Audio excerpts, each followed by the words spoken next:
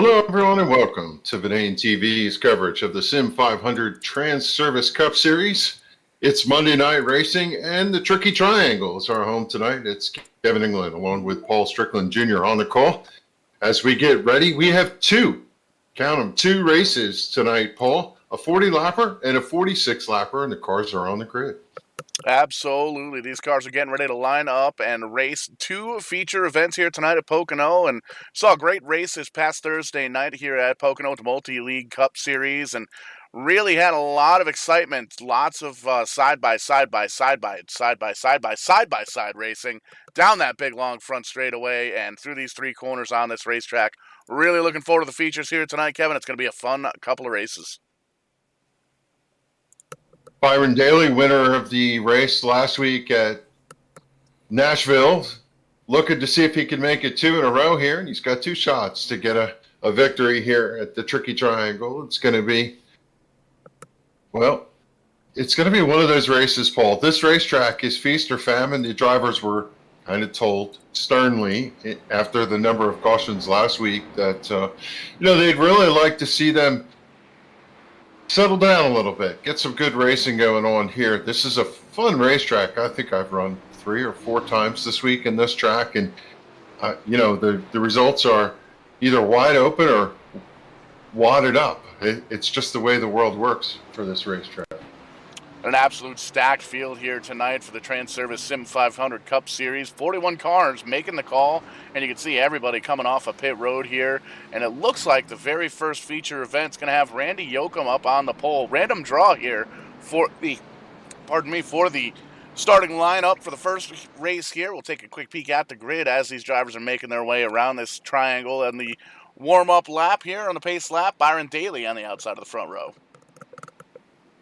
Nelson Rivera, David Comstock, Kevin King, Bobby Wetzel, Brian Workman, E.J. O'Rourke, Trey Edson, and Elliott Henderson round out your top 10 as the field rolls around here getting ready for race number 1 of 2. We'll run 40 laps the distance. I think, Paul, if I have it right, no need for a pit stop for fuel on this go-around. Pace car goes in, going to turn the field over to Randy Yoakum. He cranks it up and hits a loud pedal. Off he goes he's got Byron Daly, last week's winner, on the charge. Daly, good restart from the outside as they head to turn number 1. He's ahead by half a car length.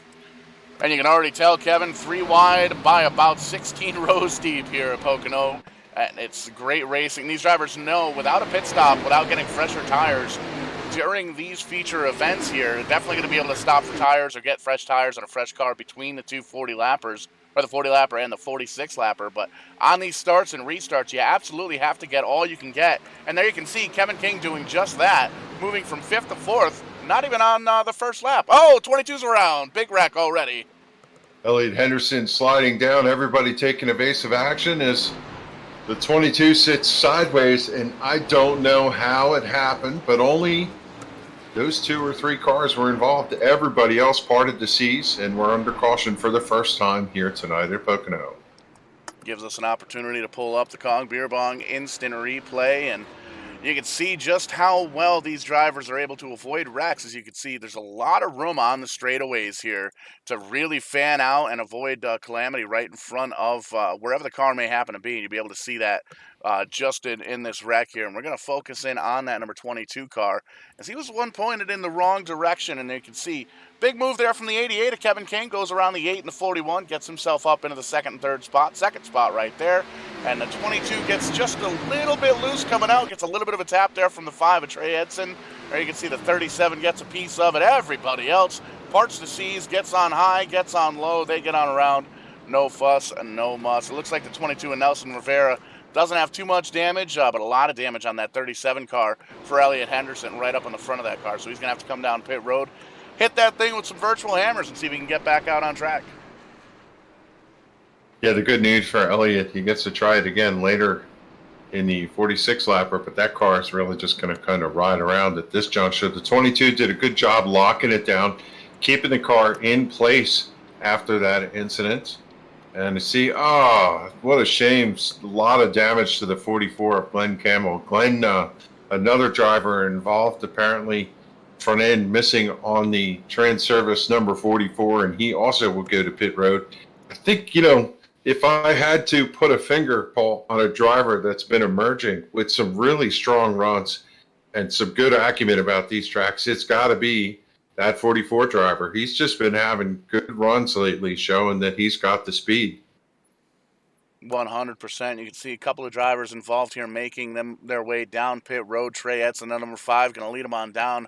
Matthew Karikoff coming down. Brian Macklin, and a couple of drivers towards the back. You can see Chad Coleman, the 38 machine, going to come down, get some service. Jared Livingston, Pedro Mojica, Elliot Henderson, who was involved in that 37 car. Big damage on the front of that car. Eric Arnold, Timothy Bates, and Brian Wertman. The 74 car actually looks like he may have missed the start here. You can see that 74 car rolling off a pit road now, but about a dozen cars down here on pit road, Kevin. Yeah, these drivers maybe had a little incidental contact. When you see a car sideways in the racetrack over there in the tunnel turn, a lot of people check up. Somebody runs into the back of you. You go up, bang the outside wall. They'll go get some damage fixed. The one gracious thing about Pocono is how long it takes on a pace lap here for the field to cycle around.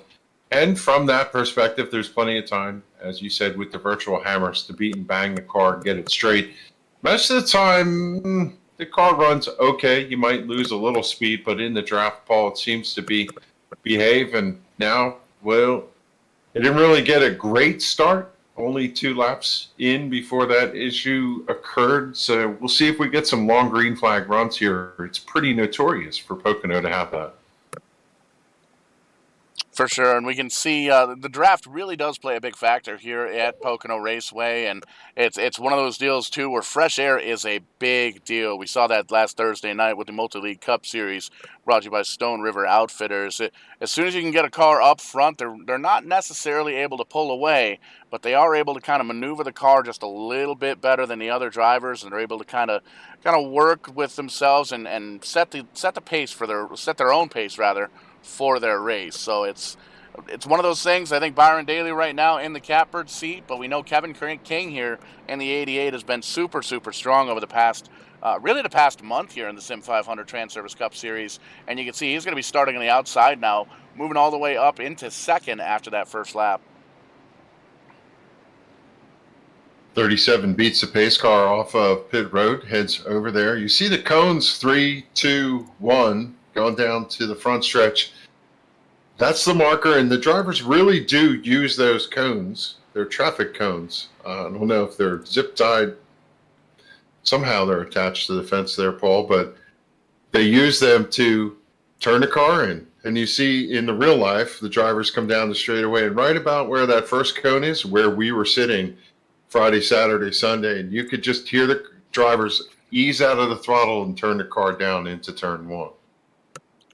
Really good seats. The one time I was actually at Pocono, the first NASCAR Cup race I ever went to, was actually in the front row right on the start-finish line, which sounds exciting, but you really only get about 3.5 seconds of action per lap. As you can see the cars go by, they go screaming down that front straightaway, and then you really can't see anything else until, they come around again. Great big triangle here, huge track here for Pocono, and three very different corners on this racetrack and different styles of driving. Some drivers are going to try and get in there, get the tires real hot, burn them up, and try and get down to that bottom side. And other drivers you'll see, they'll kind of almost lazily let the car coast in and let the car kind of take them on the adventure. Yeah, they had traction aid up in the corners, and we saw the drivers move up. They get the right side tires in, they activate the traction, and then they moved up and made 2 to 3 lanes over there in turn 1. And we walked around the racetrack into the tunnel turn, into turn 3, turn 4. And I tell you, it's just a great place from the infield to walk around and see the sight lines. As these drivers come down the front straightaway for the restart, they're already looking at their entry port into the corner. Big bump up through the middle to top over here in turn 1. So you see the drivers spread out. Try to avoid that. Big sweeping runs on the outside to the long pond straightaway. And look at the 33 just pull away. Huge run he's got. Caution number 2 already on the speedway here. Taking a peek to see if we can find out exactly which car brought that caution out. It doesn't look like it was a massive pile up, so that's definitely good news, but it seems like we've got at least a couple of cars off the pace. So another opportunity to pull up the Kong Beer Bong instant replay, make the good times better, and check out the Kong Beer Bongs, kong.2drunk.net, and pick one of those up. They just came out with the 5 brand new camouflage designs, and you'll be able to get those. They've got a 5-for-1, or not a 5-for-1, buy 5 get 1 free, or buy 4 get 1 free, so you get 5 for the price of 1. We'll figure out all that stuff here, but it looks like it might be the 74 car. So we'll pull up that replay, take a peek at it, and you can see the 74 car off the pace just a bit. And we'll see the action here come up from the left side of the screen. Try and catch a car number. See, the 74 does a great job of getting that thing slowed up for the Brian Wertman machine. You can see just trying to pull up a car number on that car. Looks like the 78 machine. 78, yeah. 78 of James Dewar here. So we'll back that up, take a peek what happened. Looked like it might have been a little bit of contact. There you can see with the 93 of Kevin Brown. Just kind of turns off the front of the nose. No damage to Kevin Brown or anything, but that's a big hit on the inside safe for Barry on the front of that car. So it's going to be interesting to see how quickly he can get that repaired. We might have to wait and see what that number 78 Ford can do here in the second feature. Yeah, tough break for these drivers. You know, one of the things that you do when you come down the front straightaways, you try to find your drive into the corner.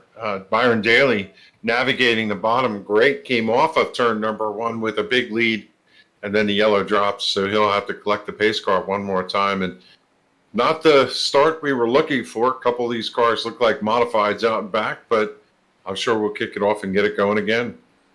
Yeah, this is one of those racetracks where sometimes we'll get a couple of quick cautions and gives the drivers kind of an opportunity to feel each other out, feel the track out, and you can see the non-manufacturer specific pace car gathering the field up on one of the back straightaways there. Byron Daly still out front, Kevin King, Bobby Wetzel, EJ O'Rourke, and Josh Parker. Josh Parker, that 23 Bud Light Interstate Batteries Toyota, up 10 positions, rounding out the top 5 right now. Parker's looking for a good run. It's been a few weeks since we've seen him on the podium. Parker, 1 win on the season right in front of him. O'Rourke and Wetzel looking for their first win of the season.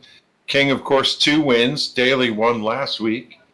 If we look at the drivers who have won, Diallo, Leah, Parker, Edson, Mojica, Daly from last week, Fuller, Macklin, Cohen, and Williams, they all have at least 1 win. Gilliland with 2, Falkingham with 5. You have King and Mojica with 2.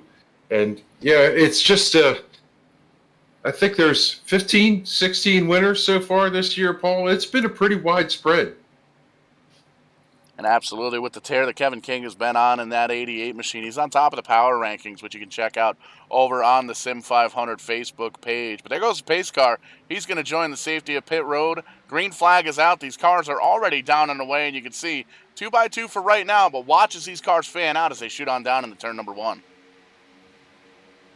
2, 3, even 4 wide cars swinging low, swinging high, trying to get the right entry into turn number 1, get the advantage, try to hold the momentum. Down through the banking, into the yellow line, a lot of them streaking off to the Long Pond straightaway, clean through turn number 1, heading to turn number 2. Everything tightens at the tunnel turn down here at the back of the Long Pond straight. It's going to continue to be Daly out front. Good run for the 33. Another car down and around. Doesn't look like it's brought to caution out just yet. There it is, the 07 of Doy Woods. Richard Beasley in the Tide Ride around as well. Caution number 3 on lap number 8. And guarantee that the Edmonds and race officials aren't too happy about this one. It looks like the Tide Ride there, the number 10 of Richard Beasley, completely toasted, missing the front end, pushing out some black smoke. So internal problems, internal woes for that 10 machine. So we're going to back up again. The Kong Beer Bong instant replay. See what happened here for caution number 3. And you can see coming out of turn number 2, looks like, again, just a little bit of contact with some of these drivers. And we'll take a look essentially here from the spotter stand. So we pull up the Kong Beer Bong instant replay, and you Look can at see, that 81. yeah, the 81 seems to check up just a little bit. 10 had a big run, had nowhere to go, and gets into the back of the 07 Adoy Woods. And both drivers find themselves collected down on the inside there. So tough break for Beasley, tough break for Doy Woods. Probably going to see these guys in the second feature here coming up in just shortly. Yeah, Joey Woods, the car stepped out a little bit coming through the tunnel turn and got sideways as he tried to correct it. Unfortunately, the 81 pulled down underneath, just tagged him in the door, sent him around. And the guy who gets it every once in a while, he cannot avoid it. Beasley's car looks it's destroyed here. Now that tunnel turn's real tricky. Whether it's hot or cold, it's as slick as a button. Yeah. Nice. That was very well done. Every now and again, I come up with a good one. There you know, when you think about the way this racetrack drives, you really attack every single corner. And we see these drivers, they want the track position. They're holding no prisoner here. I think a little of this has to do, Paul, with the shortness of the race. 40 laps going to go by like that. We're already almost one quarter. Yeah, and we spent a lot of the race under caution here, so these drivers know on these starts and restarts, they have to get all they can. You can see Jeff Ryan leading a couple of cars down pit road there in the number 3 car. Tommy Ryan coming down as well. Glenn Campbell, Randy Yoakum, the pole sitter. Gerald Livingston, Elliot Henderson, Doy Woods, who was just involved there in that wreck, and Timothy Bates coming down as well. Beasley still getting some damage fixed. There you see Glenn Campbell, big-time nose damage on that car, the 37, the 07 there of Doy Woods. A lot of damage to those race cars. Some drivers coming down, maybe just swapping 2 tires, seeing if they can get a little bit of traction on the final 3 quarters of this race here. So I think we might see that kind of pan out here, but you can already tell the lights are off on the pace car, and everybody's stacked up 2 by 2. Gotta love the new feature with iRacing, quickie cautions. As long as everybody's good to go on pit road and we don't have any lap cars that we have to deal with too crazy, get that caution flag right out, or get that green flag out just a little bit quicker, being able to choose how long those cautions are. And you can see we're having nice quick cautions here. We'd like to go with no cautions, but it seems like these drivers are still kind of feeling out the racetrack just a bit. Still status quo up front, though. Byron Daly, Kevin King up front. As they roll behind the pace car coming into turn number 3, it's Daly and King going to take them back to green flag. 3 cautions so far. 10 laps in the books. 40 laps is the distance. Daly watches that pace car. And these drivers, they've had a lot of discussions about these restarts. On the initial restart, you have to wait for the green to be called. But once the pace car turns left after that initial restart, it's up to the driver in the lead to take it, and Daly hammers down as soon as the pace car hits the white line, and he's going to head off to turn 1. He got a great jump going down the straightaway and moves up to the high line. Kevin King tucks in behind him. He's got Josh Parker diving low, and we have a yellow before they even reached turn number 1. Appears to be Doy Woods around once again in that 07 car. Nope, Doy's still on pit road here, so see if we can pull up just what the issue is here. But again, Kong Beer Bong instant replay, caution number 4, working lap number 11. Looks like it might be a long night here, Kevin. Yeah, not exactly what we were thinking about. Sometimes the drivers trying to get someone to come around them to get back in position so they don't get a black flag stop on the racetrack, and that is cause for a caution. I'm not sure what Doy Woods was doing, but it does look like he was stopped down there in turn number 1. Yeah, let me see if I can...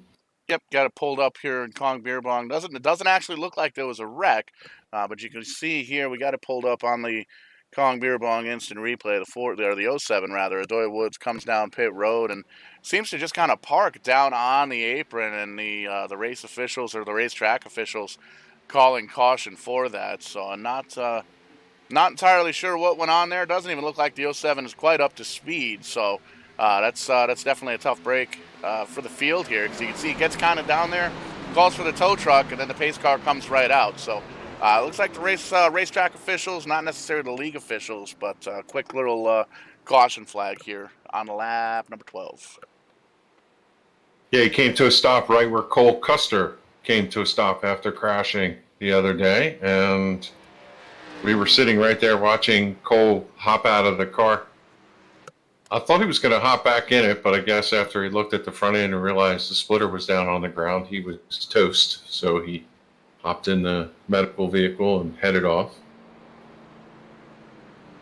It's always a tough break here when you crash at Pocono. It's one of the bigger tracks up in the northeast area of upstate New York, and always seems to be a party going on in the parking lots. And I believe it's turn 2's got a great big mud pit, or it used to anyway. And party up front, still Byron Daly, Kevin King, 1-2. Josh Parker's made his way up to the 3rd position, up 12 spots on the night. But how about Kevin Brown, 93 car, up 22 spots, currently running in the 4th spot. Bobby Wetzel hanging out in the top 5. E.J. O'Rourke, Adam Gill, and Mike Kelly, Daniel Falkingham, and Scott Stenzel rounding out the top 5. And got to give a shout out to the 19, Tyler Dalton, biggest mover here of the night. He's up 27 spots here, up into the 11th spot. I think we could do you one better. The 2 car, Mike Kelly, up 30 positions, currently slotted into 7th. Not sure how he made so much time, but if you pick and choose and try the right aggression going down into turn 1, you can make up batches of positions, and it looks like Mike Kelly has chosen very well on each of these restarts.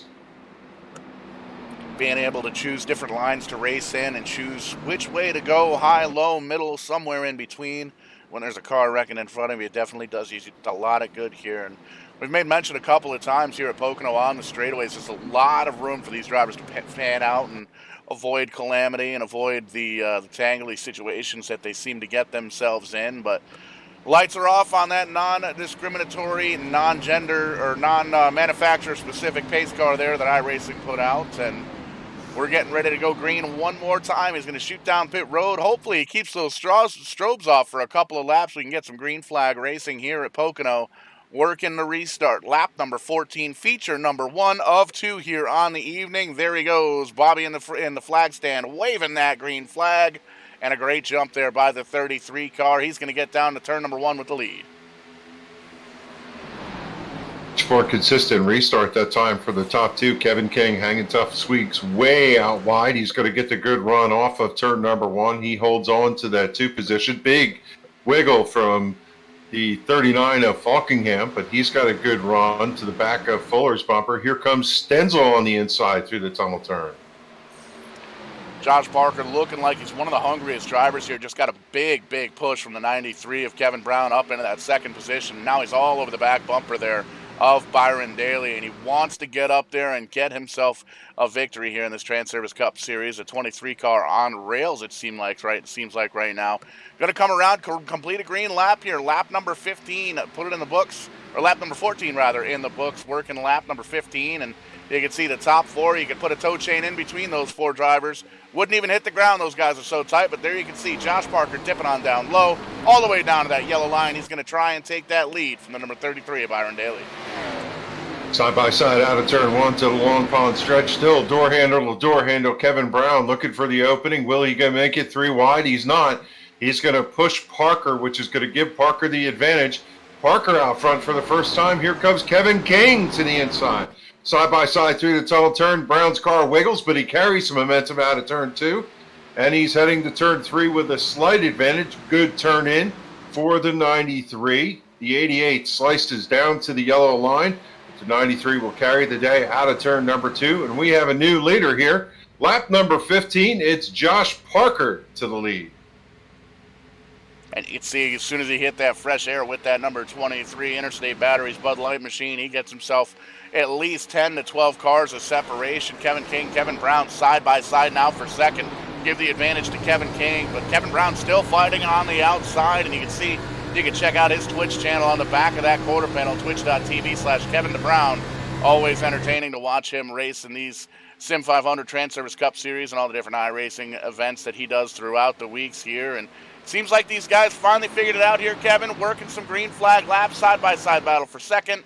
Third place, Byron Daly, or fourth place, rather, holding on by himself. And there you can see E.J. O'Rourke moving himself up into the picture. He's going to go side-by-side, and Daniel Falkingham up in the mix. E.J. O'Rourke, Adam Gill, and Mike Kelly, Justin Fuller, bunch of drivers up here in the top 10. So many different runs off of turn number 3 to what you could do with it. The 41 chose to be on the bottom, maybe pinch the car down a little bit. The high side prevails. Out front, Fuller is gone as we have yellow on the speedway here at Pocono. Getting a quick note, it looks like Scott Stenzel around in the number 63 personal comfort ride. Doesn't look like too much damage as far as the sheet metal goes, but there you can see that black smoke pumping out from underneath. Definitely something going on internally on that race car. So we'll pull up the Kong Beer Bong instant replay and get this thing rewound, take a look at the tapes and see what happened. And it looks like a little bit of contact once again with a couple of drivers. We're focusing here from the stands, the spotter stands, and you can see a little bit of side-by-side action between a couple of drivers there. That number 12 car, big hit down on the inside, save for barrier. The 63's around. Here comes the number 99 of Tommy Ryan. Tough break for him. He was having a halfway decent run in that 99 Chevy, but he tags that inside safer barrier, and lots of damage to that 99 car. So that's definitely a tough break, and going to give these drivers an opportunity now. We're just about halfway through this first feature. Makes me wonder, Kevin, if some of these guys are going to come down and get tires. We haven't had too many green flag laps here, but tires always a big deal at Pocono, so it'll be interesting to see if we get any kind of pit strategy. Yeah, most of the time if you drive the car to the edge, you wear that right front tire out. You really don't need left side tires, but right fronts help the car turn. With such a short distance and track position being in a premium, we'll see whether or not some of these drivers, I think there's a race within a race. If you know you're not going to be up there contending in the top 10, then somewhere you might be thinking 20th sounds pretty good to me. I'll start on the poll for the next one. Doing a little bit of inversion here for the starting order of the second feature, and we're adding 6 laps to it as well. 40 laps here for the first, 46 for the second, and there you can see the free pass car, I believe, going to the number 063. Check that. 98 car. There we go. Steve Herring going to get the free pass. That's going to give us 35 cars on the lead lap of the 41 cars that made the call. A couple of cars sitting on pit road. There you can see the 99 of Tommy Ryan involved in that most recent caution. James Dewar, a couple laps down here. Doy Woods, Richard Beasley, both down on pit road. Just kind of waiting for the next race to start here momentarily. Brian Boris Cook in the 63 car down on pit road as well. Charles Woods and Jeff Hollingsworth down on pit road getting some service as well. And it looks like we got about half the field coming down, Kevin, to get some service on these cars. At least a dozen or more cars head to pit road here. You do 45 miles an hour on pit road. Slot into your boxes. Big, huge pit boxes here, so not a problem to hit the sign. Shouldn't be able to slide through. Brian Wertman, last one in the chain. He slides in to pit box number 6. Right side tires going on the Country Time Ford. They'll come around and service the left side as a lot of drivers going off. The 44 goes cruising by. Out in front of them goes the 78 of Dewar. He was able to get his service. The 22 of Nelson Rivera, who has a little damage. Dalton went in. Raw, Fuller, and even Adam Gilliland. I'm kind of surprised that Gilliland pitted as hard as he's been charging, but it looks like some of the top drivers, including Byron Daly, went in for service. A lot of leaders came down. It looks like Daniel Falkingham is going to inherit the lead. Mike Kelly, now your new second place driver. E.J. O'Rourke stays out. Joey Jatina stays out. He's up 25 spots now on the night. Eric Arnold, Mike Montesi, 5th and 6th. Jose Gonzalez in 7th. Brian Macklin up to 8th. Jimmy Coleman in 9th. And Trey Edson and that number 5 ride has moved his way back up to the 10th position. So this is going to be a big mix-up, and a lot of those drivers just took 2 tires. So it's gonna be interesting here, Kevin, to see whether or not the 2 tires is gonna play a factor here. We've got maybe 5 or 6 green flag laps on these tires, so I don't think the wear is gonna be too strong, but that's why we're up here in the booth and these guys are out on track. We'll see what happens. There goes the pace car down to the safety of pit road. Green flag once again. There's the jump for the 39 of Daniel Falkingham. Going to try and see if he can hold off Mike Kelly on the outside, heading on down to turn number 1. Cars fan out, but then again, come back together here up against the wall as the entry to turn number 1. You want to turn the car down. Car with the newest tires is Eric Arnold in the number 31. He's running on the inside, position 6, draws up alongside the number 54 of Chad Coleman. Joey Jatina right there, following in the tire tracks of Jose Gonzalez. Out front, Falkingham was able to break away a little bit. He's got Mike Kelly behind him. O'Rourke to the outside, but it is Jose Gonzalez that was on the charge. That low line's not working for these guys tonight here at Pocono on the short run as yellow is on the speedway. Multi-car incident there. You can see Kevin Brown involved. The 43 of Doug Roth gets spun around, has some damage on that. The 74 appears to be involved as well as the number 6 car of Timothy Bates, and that'll give us another opportunity here for the Kong Beer Bong instant replay. Caution flags, the name of the game here tonight, Kevin. Yeah, like I said, I think a lot of these drivers are perceiving this as a quick run, and you know, when you have fresh tires, you feel like Superman charging through. And you know, one of the things that we see with these drivers is contact, especially over here in the tunnel turn.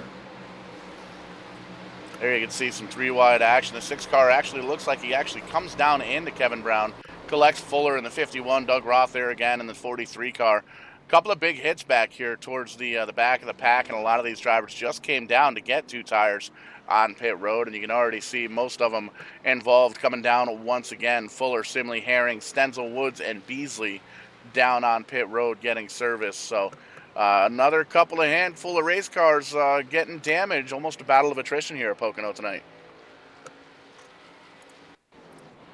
But pretty soon, as we pass across halfway, it's going to be go time, and these drivers are going to be on kill. If they haven't been on kill yet, they will be. And, you know, one of the things we'll talk about here, Paul, is entry to the corner. There's 2 ways to race the corners at Pocono, and they're all different. And you might actually do it differently from one end of the speedway to the other. You could charge the corner, turn hard through the center, and then ease it off. Or you could ease into the corner, float from the middle down, and turn hard. Mike Kelly goes to pit road. The 41 of E.J. O'Rourke faked everybody out, but came back out onto the racetrack. And it's just one of those things where the driver differences on how they're running the corners, high lane, low line, charge the entry, ease the entry, is the mix for accordion type activity that finds them crashing into each other. That's the simplest way to say it.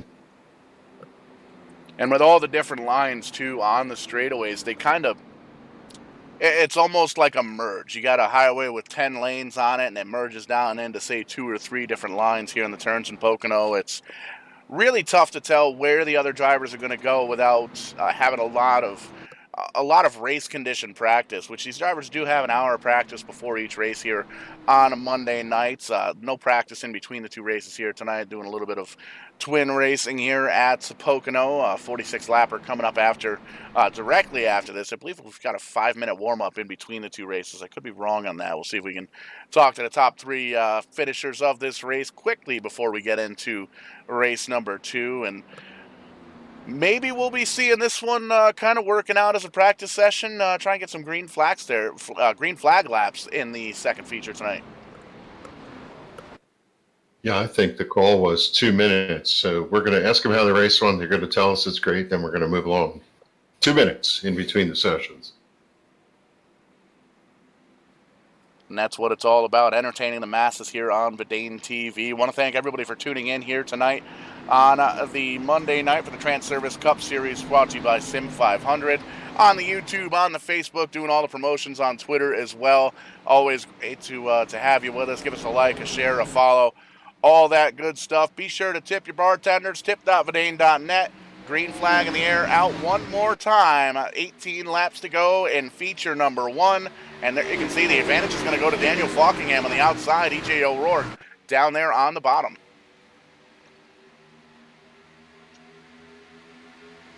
Driving down into turn number 1, it's E.J. O'Rourke on the chase. He's got the number 41 Personal Comfort Camaro tucked in the wind behind Daniel Falkingham. Sweeps up high coming off to the Long Pond Straight.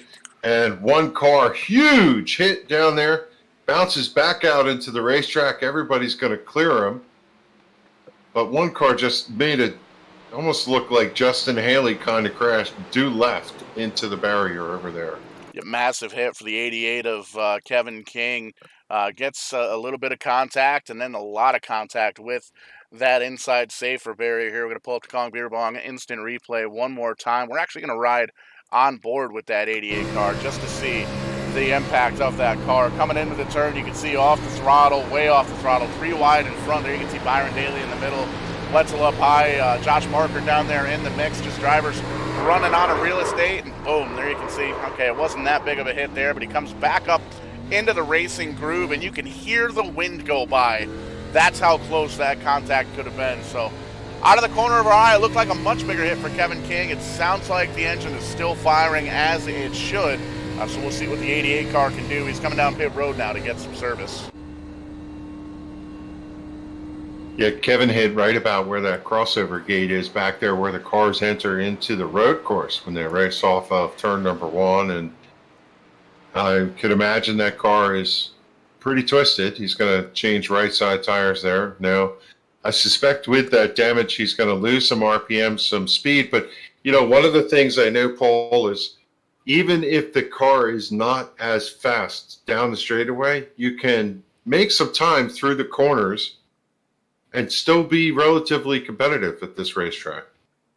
Yeah, as big as this racetrack is, and as much as the aero really kind of tells you what the car is going to do, the way the corners are set up, you can almost, it gives you an opportunity to drive the car a little bit different. You can see the free pass going around on the outside there. And it kind of gives you an opportunity to almost drive the car a little bit harder because it can't quite get up to full song. So a lot of times drivers are able to change up their driving style a little bit, and a little bit of a wrecked car with a damaged motor may very well be not so much an advantage, but it'll be just kind of a different driving style. And if there's anybody in this field that'll be able to figure out how to make a wrecked race car fast, it would definitely be Kevin King. Been around in the sim racing world for a very, very long time, gone through a lot of different simulations, and a big name here in iRacing. So it'll be interesting. We'll see Kevin King still sitting on pit road now, I believe still currently on the lead lap in that 88 team machine, but going to have to restart from 33rd, going to get the restart with about 14 laps to go here at Pocono. So we'll see if that's enough time to make something happen for that red 88 car. Field comes out of the banking over there in turn 1 to the Long Pond straightaway following the pace car. Lights are still on, but I believe, yep, they're going to turn those lights off. We're going to go green next time by.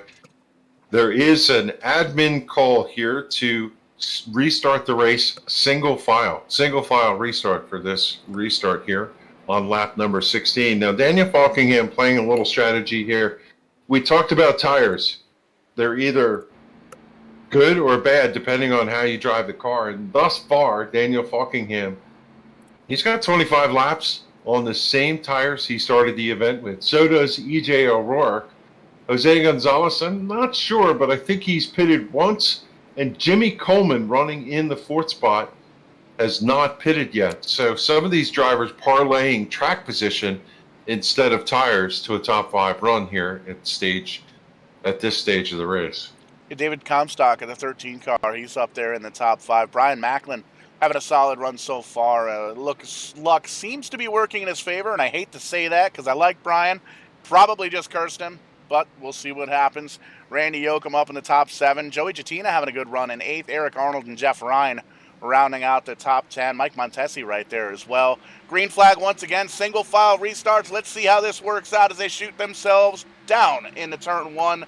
Daniel Falkingham, E.J. O'Rourke, Jose Gonzalez, those top 3 cars, and Jose right on the back bumper of E.J. O'Rourke, giving him a great big push, tries to get on the outside, no room there, shoots it down low. E.J. O'Rourke side by side now with Falkingham for the lead. Side by side out of turn number 1 to the Long Pond straightaway. Well, looks like Falkingham going to carry that momentum, comes down for the block, covering up that possible advance as the 26 of Jose Gonzalez looks low through the tunnel turn. Into the short chute, everything looks clean right now as, well, Falkingham did a good job fending off that bid for the lead. How about David Comstock up here in 4th place, doing a great job trying to take a peek around Jose Gonzalez. He's looked high, looked low, trying to do his homework a little bit, see where that car's faster, trying to get up and around him, and all the way down to that inside barrier. Down in the apron is the block for the top 5 cars. They straighten it back out, still 2x2 behind those guys. But the top 5 cars, single file, top 4 cars check that single file. And as soon as I say that, Jose Gonzalez going to peek down low on E.J. O'Rourke, see if he can move himself up to the 2nd position. Falkingham again comes down to block as I see 2 cars on the charge working together, the 33 of Byron Daly and the number 23 of Josh Parker. They're back about 10th, knocking on the 10th position there. They look like they are a little bit racy right now. The 8th car of Randy Yoakum tucks down underneath Brian Macklin.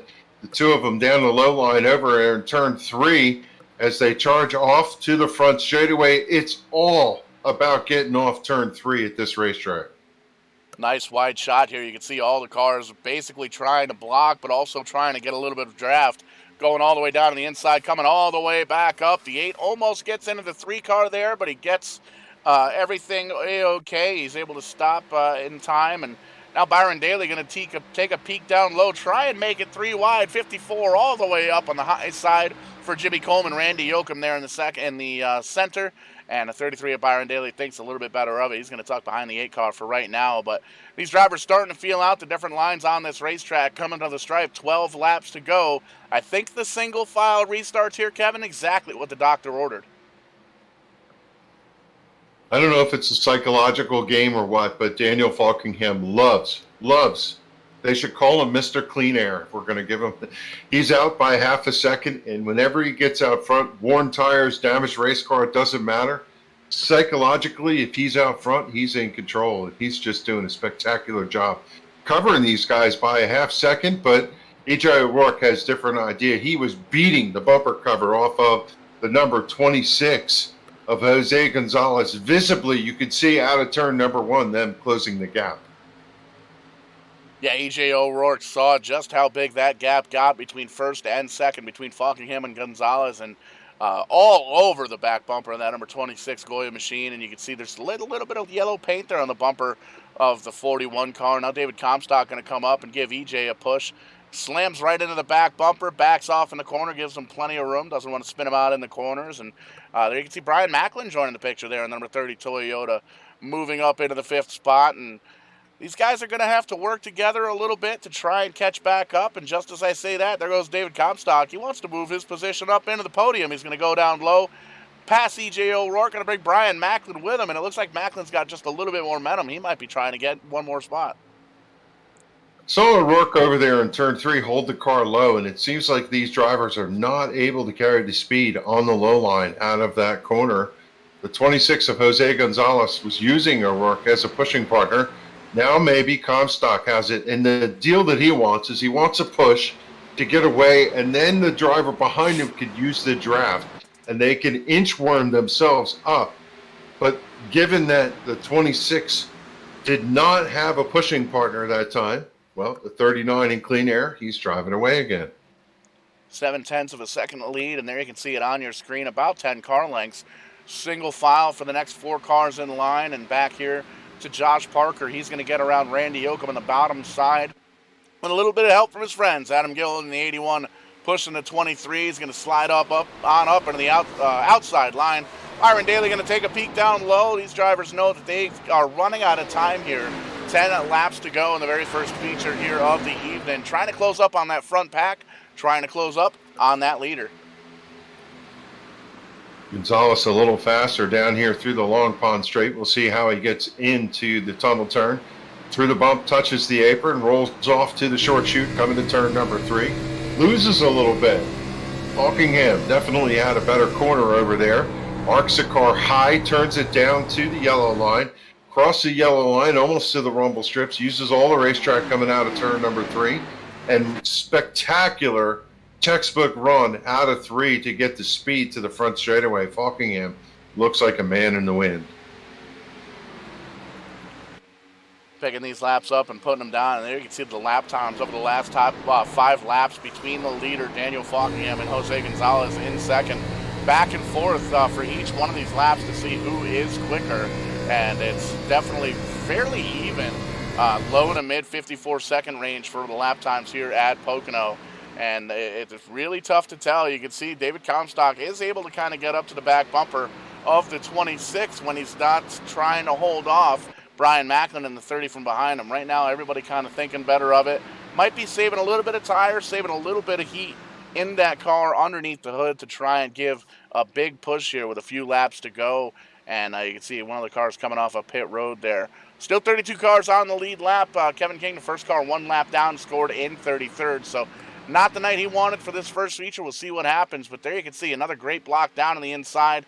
Squirreling all the way back up on the high side. But look how much Josh Parker has brought that second pack up into the first pack. We're going to have about 10, maybe 12 cars here that are going to be able to potentially win this race.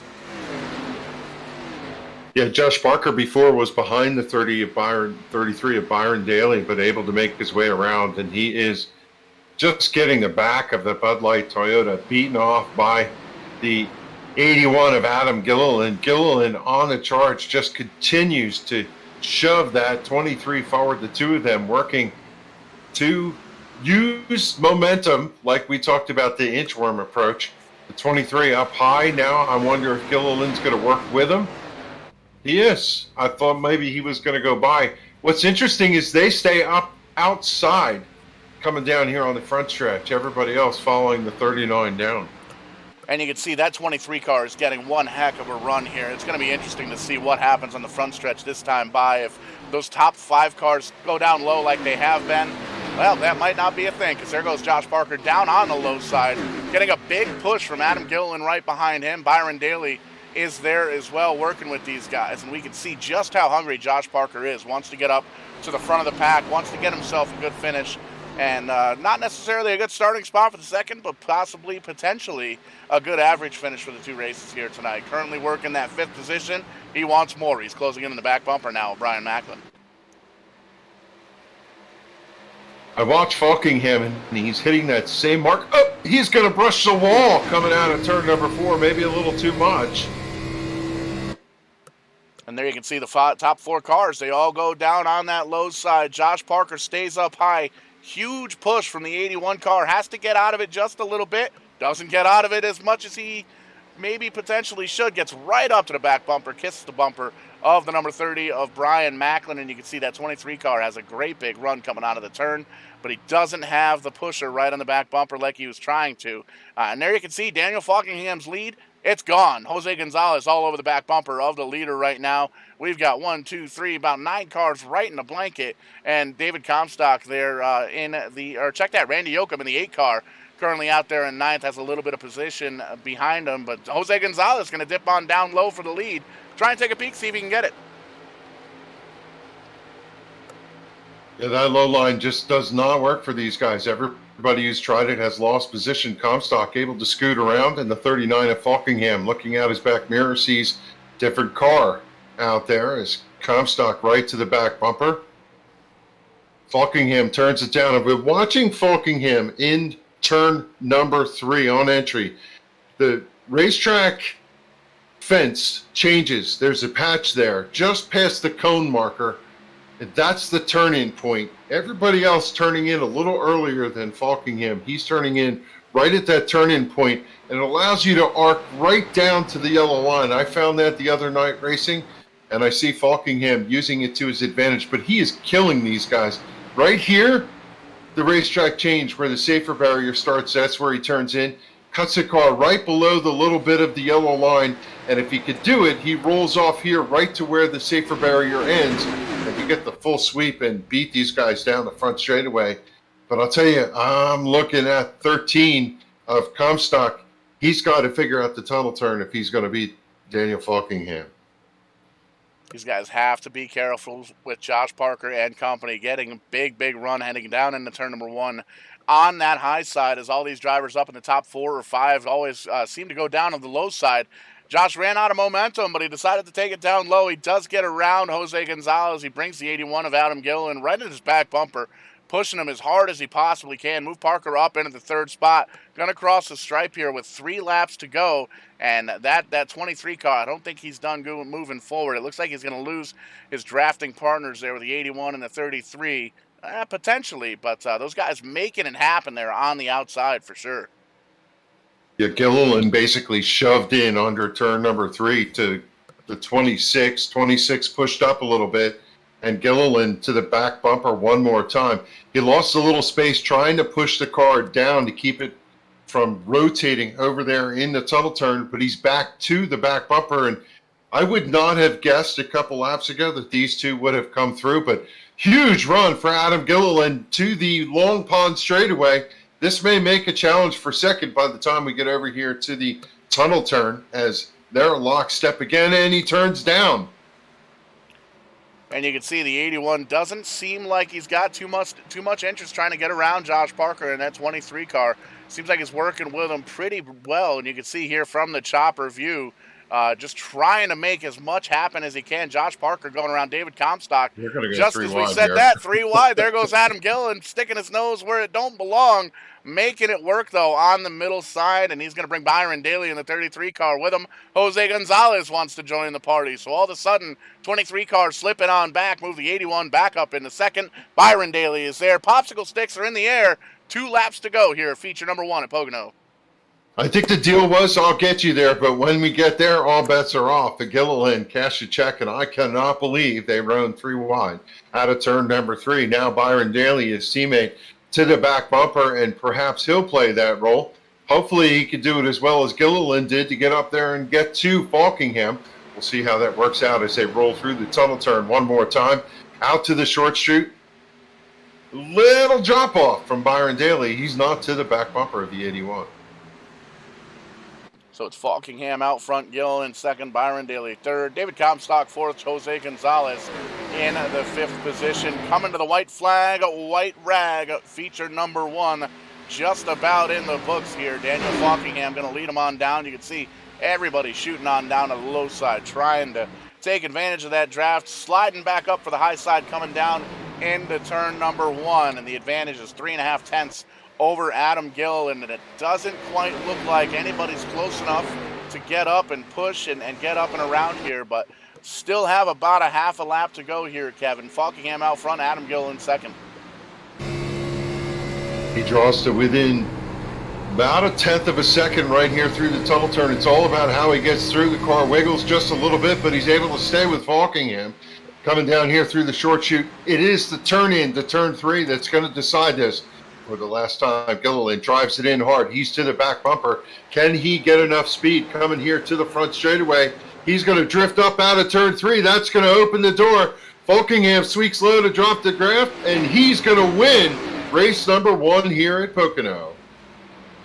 Great race to the line there, and Daniel Falkingham taking home checkered flag number 1. The 40-lapper in the books, getting ready for the 46-lapper for race number 2 here, and it's a great race, a great finish, and we're going to stack them up and re-rack them and go racing once again for 46 laps, but it'll give us an opportunity here to see if we can talk to the top 3 here quickly before we get going to race number 1. The driver hasn't even made it down to victory lane just yet, but Kevin, you got Daniel Falkingham on the radio. Daniel, you had to be nervous watching that number 81 come to your rearview mirror, but you played the air properly. Clean air. Looks like it was the distance tonight. Absolutely.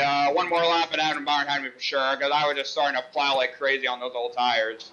And I was getting so much pressure from Jose and whatnot that I tried to keep pushing and pushing every lap. And darn it, I didn't get to do a burnout. Darn it. But anyway, I was trying so hard to put the gas down as early as I could, especially taking advantage of the clean air. And I just pushed myself into the wall, but thankfully it was only the right rear and didn't kill it completely. And then we were just working the draft to make sure I just trying to snake to break the draft and whatnot. And thankfully they just ran out of time to get me. So clean air definitely helped me, that's for sure. Yeah, no tires, Daniel. That was a great call on your part. Stay out front. Cautions in the beginning, but you really had to race it towards the end there. Congratulations on the win. We know you're already going to the grid, so we'll let you get back to work. Thanks for chatting with us. All right, thanks, Kevin. Firstly, if I don't see you guys again, I want to thank First Aid Loft 207 for all their support. Thanks to Joey and everyone who runs the show. Thanks to Transervice sponsoring the series. Got to thank all my team name, Chad Coleman, Josh Parker, Dave Concyber, Beasley, Pedro Mojica, Byron Daly. Probably forgetting a lot of people, but thanks to all those guys. Thanks to you guys for broadcasting, and thanks to all the fans who watch us every week. I'm impressed, Paul. Even sitting on the grid, he was able to rattle that off and figure it out. How about that? 100%. Definitely a good sim racer and definitely a good entertainer, as it were here. Daniel Falkingham always putting on a show on and off the racetrack, and always great to talk to him here when he wins and when he finishes on the podium. And usually we like to talk to all top 3 of the podium finishers. Don't have time for that. We're getting ready for feature number 2. Bobby Wetzel going to start up front, the number 9 car. Jeff Ryan on the outside in the 3. Kevin Brown, Mike Montesi, Joey Jatina starting P5. How about that? Trey Edson, Mike Kelly, Pedro Mojica, Eric Arnold, and Chad Coleman going to start in the top 10. The good news for some of these drivers, well, sometimes you wish you could just have a reset button, and several of them got one. They all have clean, brand new cars ready to go for race number 2. Remember, this is 46 laps to advance to the win here, as Bobby Wetzel is going to start on the pole with Jeff Ryan. Jeff Ryan, he had a pretty good car in that first run, Paul. Definitely did. Ran up in the top 10, top 5 for part of the race, part of the first race here. And well, you heard Daniel Falkingham say 1 more lap and I might not be here in victory lane. We got 6 more laps in this second one. So going to be interesting to see if the 6 laps plays a big a role in the turnout of this race. And we can see the jumble order, or starting order rather, is jumbled up just a bit. A couple of drivers not necessarily good qualifiers starting up towards the front, and a big mix throughout the field. There you can see Josh Parker, a great run towards the end there, starting 15th. Adam Gillen starting 19th. Those guys might very well try and get hooked up once again here for feature number 2. And there you can see the winner of the first race, Daniel Falkingham, going to start all the way back mid-pack there in 20th. So going to be a show for sure. Back to double file restarts here for the start of this race as we sift on through the starting order for feature number 2. Again, 46 laps here at Pocono. Charles Woods, and the number 40 car rounding out the field. And 41 cars strong once again, getting ready to go green flag racing one more time here at Pocono.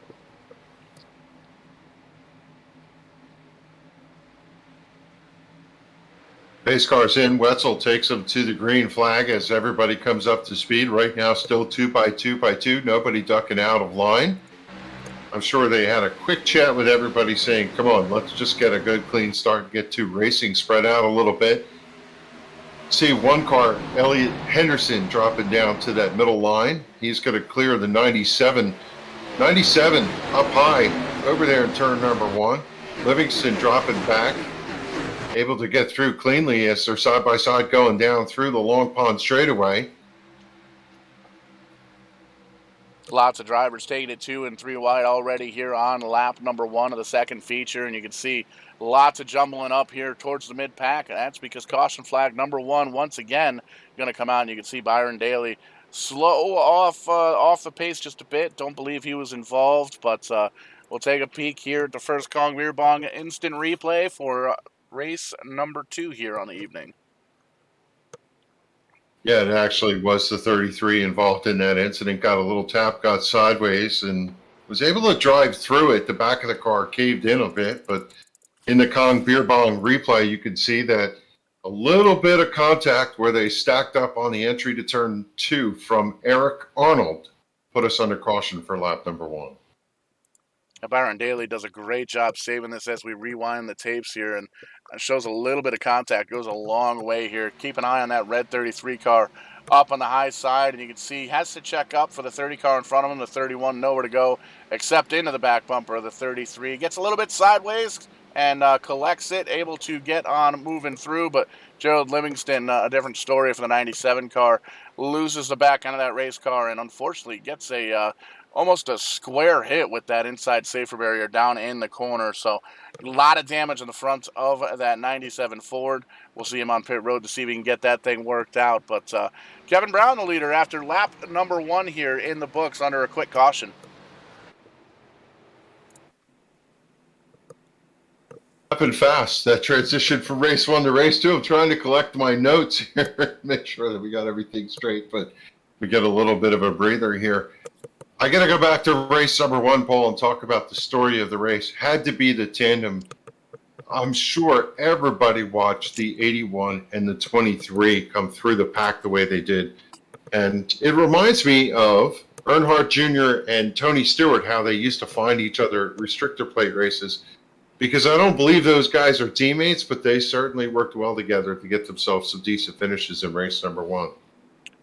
Yeah, and a lot of these drivers here in the SIM500, the SIM500 group races 7 nights a week, all sorts of different cars. Tomorrow night's actually the late model division. I'm going to try my best to not tear up our stuff like I did last week in the 94 Kong Beer Bong Camry rather. So we'll see how that works out. I made it half of the race anyway in my SIM500 debut, so that was rather entertaining, but we'll see what we can do tomorrow night. But a lot of these drivers that run SIM500, they've been around sim racing for a long time, so they know the names, they know the personalities, they know all the different driving styles, and they know a lot of it by the number on the side of that race car. These drivers can look up and see who's next to them and know that whether or not they can work with that driver or not.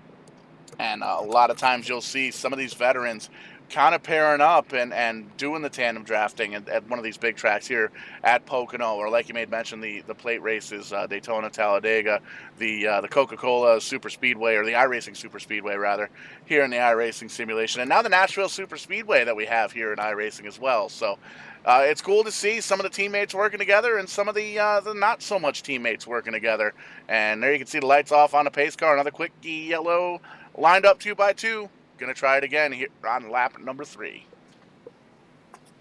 Yeah, I think I killed half the field last week in the late model race in the Haynes Fleet Fuels Oldsmobile Cutlass.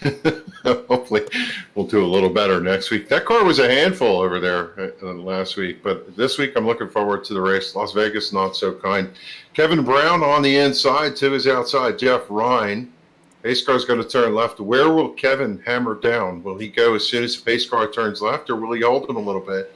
Holds. Green, boom. He's going to head off. Good restart. And Bobby Wetzel's going to be right in line with him as the two of them charge off. Wetzel going to go to second as they head to turn 1. High side didn't quite get the start that they wanted, and that made Josh Parker go even higher than that in that 23 car, trying to get around Mike Kelly in the number 2 car, but not having quite enough room. You can see Kevin Brown able to pull away 3 wide briefly for the second position, give it to Pedro Mojica for a split second as Jeff Ryan gets the run on the outside in that number 3 car. But there you can see the number 5 of Trey Edson going to try and work with Pedro Mojica down in the 58 car. Get a little bit of a arrow push on the back of that car, but they're still side by side for second. You can almost throw a zip tie on these 2 door handles as caution comes out. Once again, I can tell you they're probably going to have some single file restarts here in our future that seem to work out pretty well there in the first caution, or the first feature rather. Yeah, you just simply cannot go 2 and 3 wide into the tunnel turn. It's just not going to work. The 45 of Montesi to the outside, turning down in, had the 2 of Mike Kelly inside of him, and they make contact. 45 is sideways, and we'll go to the Kong Beer Bong replay, but Mike Montesi hard in the wall over there in turn 2. And you can see there's smoke on the left side of the screen, and the 00 car trying his best to get that car woed up, even sent it into a spin and wasn't able to get that thing stopped. You can see he called a tow truck to get himself back on pit road, but we'll back this up once again to find out what happened with that 45 car. And you can see, just as Kevin called it, the 2-car. A couple of drivers going for the same piece of real estate. 2-car tries to make it 3 wide. No room there. Daniel Falkingham gets a little piece of it. Josh Parker skates on by, as does O'Rourke, as does Coleman. And there's a big hit between the 00 and the 45 car there on the straightaway. So tough break for some of these drivers in mid-pack, on and back. They're going to come down pit road, get the virtual hammers out, try and beat out some of the damage here. A little bit more time in this second feature, 6 laps longer than the first, but not quite enough time to work on the car too much. So we'll see what happens. But Kevin Brown still out front, Jeff Ryan, Pedro Mojica, Trey Edson, and Jimmy Coleman rounding out the top 5. We saw that tires, it appeared, made a difference in that second run, or in the first race, the second run after a couple cautions. So even though we're only 5 laps in, I suspect that some of these drivers are going to head to pit road. We're going to watch what happens here as they're Brown turn 3 heading to the front stretch. None of the top cars are going to turn at this point. Yeah, just about the whole field rolls by. The 31 goes through. And that brings a couple of cars towards the back. 19, yeah, the 10 of Beasley going in, saw Roth go in, and the back cars went in. Now, what I understand is unlimited tires. You can take as many tires as the car will take. So from that standpoint, no problem. Go get them.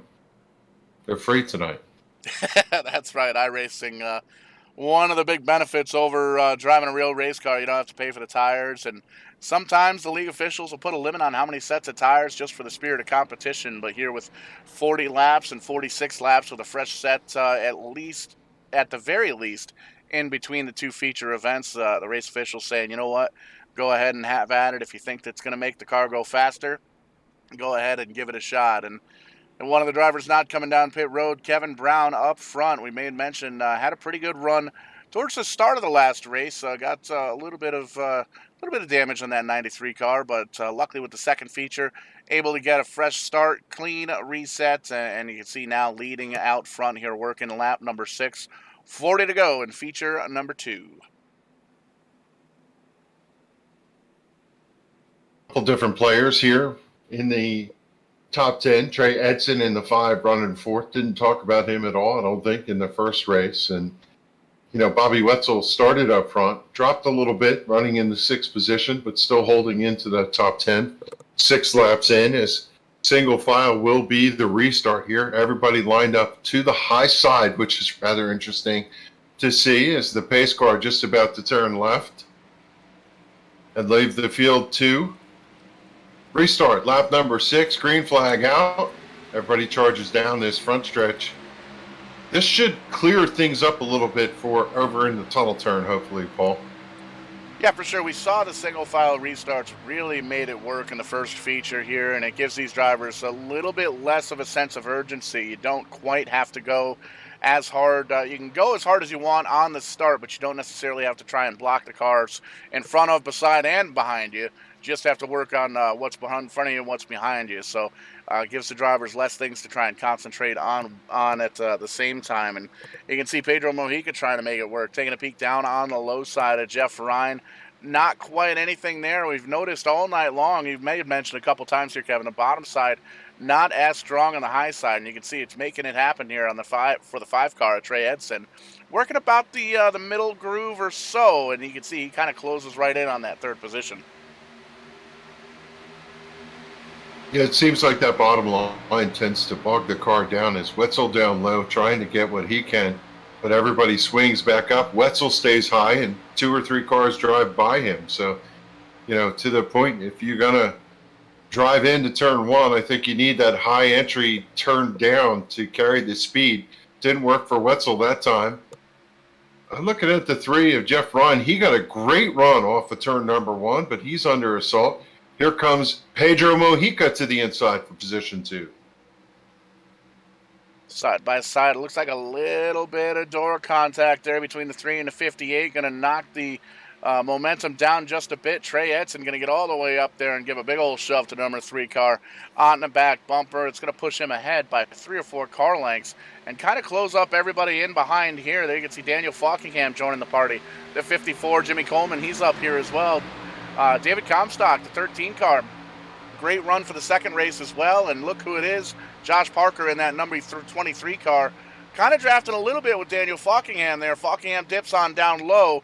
Looks like Parker's going to try and follow him, and you can see E.J. O'Rourke back in the 41 car trying to make his way up and join this dance as well. Yeah, watching Mojica, he did not do well on that low line, finally moved up to the high line. He has a little more momentum. He's going to be able to stay pace, but the guy who did make the bottom work, you got to clear him, and that's what he did. The 39 of Falkingham slotting into position, and so did the 23 of Josh Parker. So if you're going to go low, you got to make sure that you can come back high when you get back in. What do the kids say nowadays? Turn down for what when the high side is working so well? I think that's how that song goes. But, yeah. however that works out. But Jeff Ryan still holding on to that second position. Now side by side for third. Daniel Falkingham, Trey Edson, big time blocking going on there. There you can see a couple of cars coming into the picture down low. The 58 of Mojica, 3 wide now trying to, contact between he and Josh Parker. They hold on to it. Give the advantage to Parker down on the low side or in the middle, down on the low side. And just as I say that, everybody kind of changes their positions as they fan out here, shooting on down into the corner. Racing really picking up here. It gives the drivers, with the single file restarts, really gives the drivers to get some pressure, build up in the tires, get some heat in the tires, make sure these cars are gripping the racetrack just right before they start to race each other. And it's really starting to show. The race officials made a great call with the single file restarts early on in this second feature. And now we've got some pretty phenomenal racing up towards the front. You can see the 41 dipping all the way down low, trying to make the fan out happen. And Pedro Mojica trying to get around Falkingham, and everybody trying to gather positions. And you can see that 88 team car, Kevin King, he's trying to move his way up through here. Still 15th right now, but he's gained 18 spots since the drop of the green flag here on race number 2. I think Falkingham's in trouble. We watched the 5 come down. Falkingham side draft him, come down the front straightaway, side draft him going into turn 1. The 5 turned down on his door. They literally made contact and then bounced off of each other over there coming out of turn number 1 last time around. The right side of Daniel Falkingham's car all caved in when he came by, especially right behind that right front tire. And that car is not working now as you see him start to drop back. I think he's got a little bit of aero problem. A little bit of an aero problem. Very well could be a tire rub as well. We found out the hard way that that's actually something that can happen now in the iRacing simulation. You can cut a tire down, and you can see we're riding on board with the 39 of Daniel Falkingham right on the back bumper of Adam Gilliland. He backs up in the corner, tries to make it stick on the outside, but you can see he just loses a little bit of momentum. David Comstock now right on the back bumper and going to run out of room. He's going to have to bump into the back bumper of the 39, give him a little bit of a shot, try and get him moving up towards the front just a little more, but the 39 car now struggling just a bit.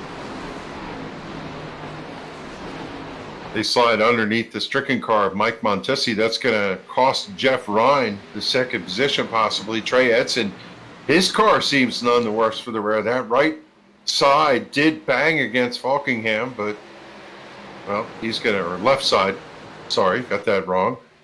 I thought maybe Trey was going to clear him, but again, on the inside lane, didn't clear the position, and everybody to the high side is going to have a long run. Look at the 54, great run so far for Jimmy Coleman. It looks like Pocono suits his style. Black and green car all over the back bumper of the 23 of Josh Parker, and Parker having, again, another really good run for the first part of the race, and doesn't quite seem like anybody's able to really hook up and do that tandem drafting right as we're speaking of. But you can see interesting dynamic up front. Still about 0.2 of a second lead for Kevin Brown up front. Josh Parker now down low, making the low side work almost on Jeff Ryan, trying to slide himself into that second position. Definitely not what Kevin Brown wants to see. That's that mirror full of the Interstate Battery logo of Josh Parker.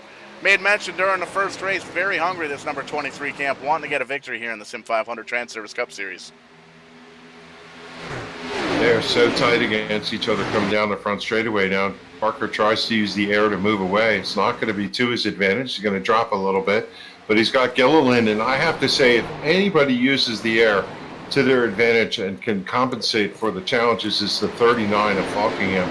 He's just tucked in right behind. Doesn't matter whether his car's damaged or not. He's able to use the bubble right there, and he's going to push his way to third place. Unbelievable.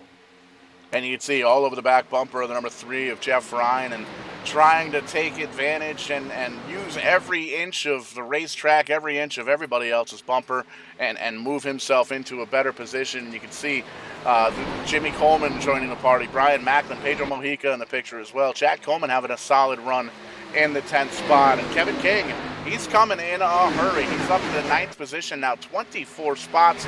Check that, 25 spots gained. As you can see, that red car's on the high side, dips on down the low side.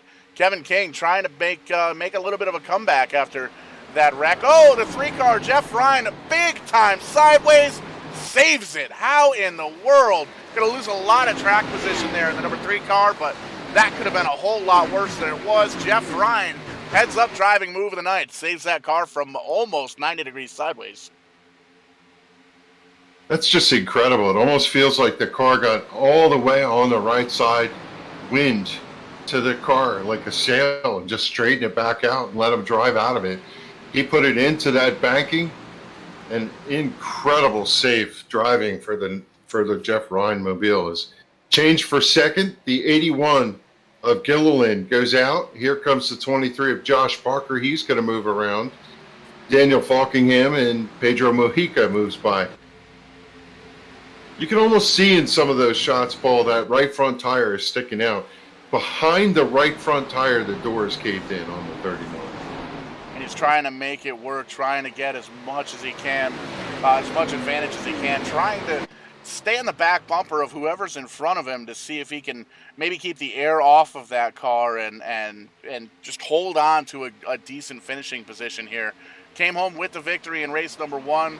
Wants to come home with a good finish here in the second race. Another win would be great, sweeping the double here at Pocono, but with the damage on the front of that car, I'm not sure he's got enough to get around these drivers like Kevin Brown, Adam Gill, and Josh Parker now in third. And oh, by the way, it'll be interesting to see if the 81 and the 23 hook up and do that tandem draft thing once again here. Yeah, I don't know if you could hear that sign over in the tunnel turn, but it was a squirting sound of Kevin King squirting underneath. E.J. O'Rourke cleared him with inches to spare. Now coming down the front stretch, he's going to get 2 cars, drive him into that, 9th position, I believe. He is on the charge right now in the number 88 Camaro. You can see leading that second pack in that red and white team car, and has a little bit of help from Trey Edson back in the number 5, but up front still Kevin Brown. He's holding off a train here of 6 or 7 cars, and everybody pretty much running the same line at this point, working lap number 17, still plenty of distance to go in race number 2, and everybody at this point, I think, Kevin, is going to be doing their homework, seeing where the cars are strong. You can see Josh Parker, big run up to the back of the 81, drops back just a little bit, eases off the throttle, writes that down in his mental notebook. Okay, I can get a run coming out of turn number 3. We'll see if it works. And there you can see Pedro Mojica trying something a little bit different, gluing himself to the back bumper of the number 23 of Parker, and going to try that tandem drafting just a little bit, backing up in the corner. But just as we say that, a battle for the lead. Is the 81 of Gillen going to be able to make that bottom side work? He might, with Josh Parker all over his back bumper. Didn't have the run he needed out of turn number 1, coming down the Long Pond Straight. Will he duck out of line going into the tunnel turn? No, he's going to follow. Now he drives low. He's going to peek the nose underneath the quarter panel. Will he try to make the charge? He's going to draw alongside. He's to the door. He's side by side on the entry to turn 3. Where will Josh Parker go? Parker turns down, comes to the bottom. He's going to possibly help, but the 81 of Gilliland's going to clear Brown. Will Brown do the crossover? Nope, going to tuck in, and we have a new leader coming to the line. It is the 81 of Adam Gilliland out front, lap 19. Strong pair of runs for that 81 team, now leading race number 2, and you can see everybody pretty much working the bottom side down in the straights and kind of arcing up just a little bit in the corners. And you can almost tell the bottom side, some of these guys are able to make it work if they get a late apex. If they turn into the corner really, really late, they're able to get a little bit of a run coming off, but really the money is when you get up on the high side and you can really get a good corner off, a good corner exit, and it's tough to do because a lot of these drivers that are leading have just enough time to kind of ease that car up on the high side. So almost like playing checkers or chess here at almost 200 miles an hour here at Pocono. So it's great to see some of the best sim racers in the world, all of them running the same exact fixed setup underneath the race cars, and they're able to see the different driving styles throughout the pack here. Kevin Brown now going to peek down low in turn number 1, has a bit of an advantage, and you can see has a little bit of help now from Josh Parker in the 23, just a little bit of drafting help. Not quite close enough to give him a push, but definitely there enough to help him draft, and then the 23 is going to jump on the high side. So the crazy dynamic up towards the front, still Adam Gilliland holding on to it, but Kevin Brown, he wants that lead back. Yeah, Brown's got to get clear here or he could be in trouble. The bottom line has not been doing really well. If he's pinched down there, he's going to lose a little bit of momentum. Still side by side as they enter turn number 3. On the turn in, I would expect the high line to prevail coming off the corner here. The question is, where does Josh Parker go? Is he going to go to the outside now, or is he going to tuck in behind Brown? They're going to go nose to tail, but Brown is going to have to duck out of line to keep out of the back of you leader, and he's going to get the help he needed going to turn 1. And that's one of those mental notebook things. That was a huge push from Josh Parker in the 23. Didn't quite seem like that was the original game plan, but that's what he made work, and you can move the Josh Parker machine up to second. Kevin Brown back up to the point, and Adam Gilliland going to hold on to third for right now. And there you can see Kevin King. He wants a piece of this action. Dipping down low behind underneath Chad Coleman. He's going to get around him. Slide Kevin King back into the 6th position. 7th, he's going to try and get back around Chad Coleman. I think better of it. He's going to fall in the tire tracks for right now. And you can see Daniel Falkingham still holding on to the top 5, but struggling with that damage on the front of that 39 car. Yeah, 38 wagged the tail off of turn number 2 over there, and sparks are flying, but I don't believe he has any damage. You can damage the right rear, but he's got a good run. He's going to duck underneath Daniel Falkingham, make that challenge. The 58 backs up the entry. That's going to allow Coleman to clear as they're side by side for the lead out of turn number 1. 23 of Parker looked underneath Brown, not able to do it. Here comes Adam Gilliland to the charge for the outside. Brown still in control of this second race tonight here at Pocono. How about Chad Coleman in that 38 car having a good run? He's up into the 4th spot, and he's battling for that top 5 side by side right now with Pedro Mojica. Is going to think better of it, fall back into the tire tracks of that 58 car. Chad started 10th here in the second after the invert for the first feature, and doing a great job holding off Kevin King now right behind him in 6th. Daniel Falkingham still holding on to a top 10 run right now. One of the car way down low. I believe that's Brian Macklin in the 30 Macklin. car, yeah. Side by side with Joey Jatina. How about Joey? Joey's up in the top 11 so still for this race, just about approaching the top or the halfway point. Macklin banged the right side of the car off the wall, swept too wide coming out of turn number 3 rather than be in the way. He just hammered the thing left down on the front straightaway and yielded the position. I think that 30 is going to have to lick his wounds. A lot of drivers weaving in and out here. Josh Parker now side by side with Adam Gilliland. Two drivers able to work very well together side by side.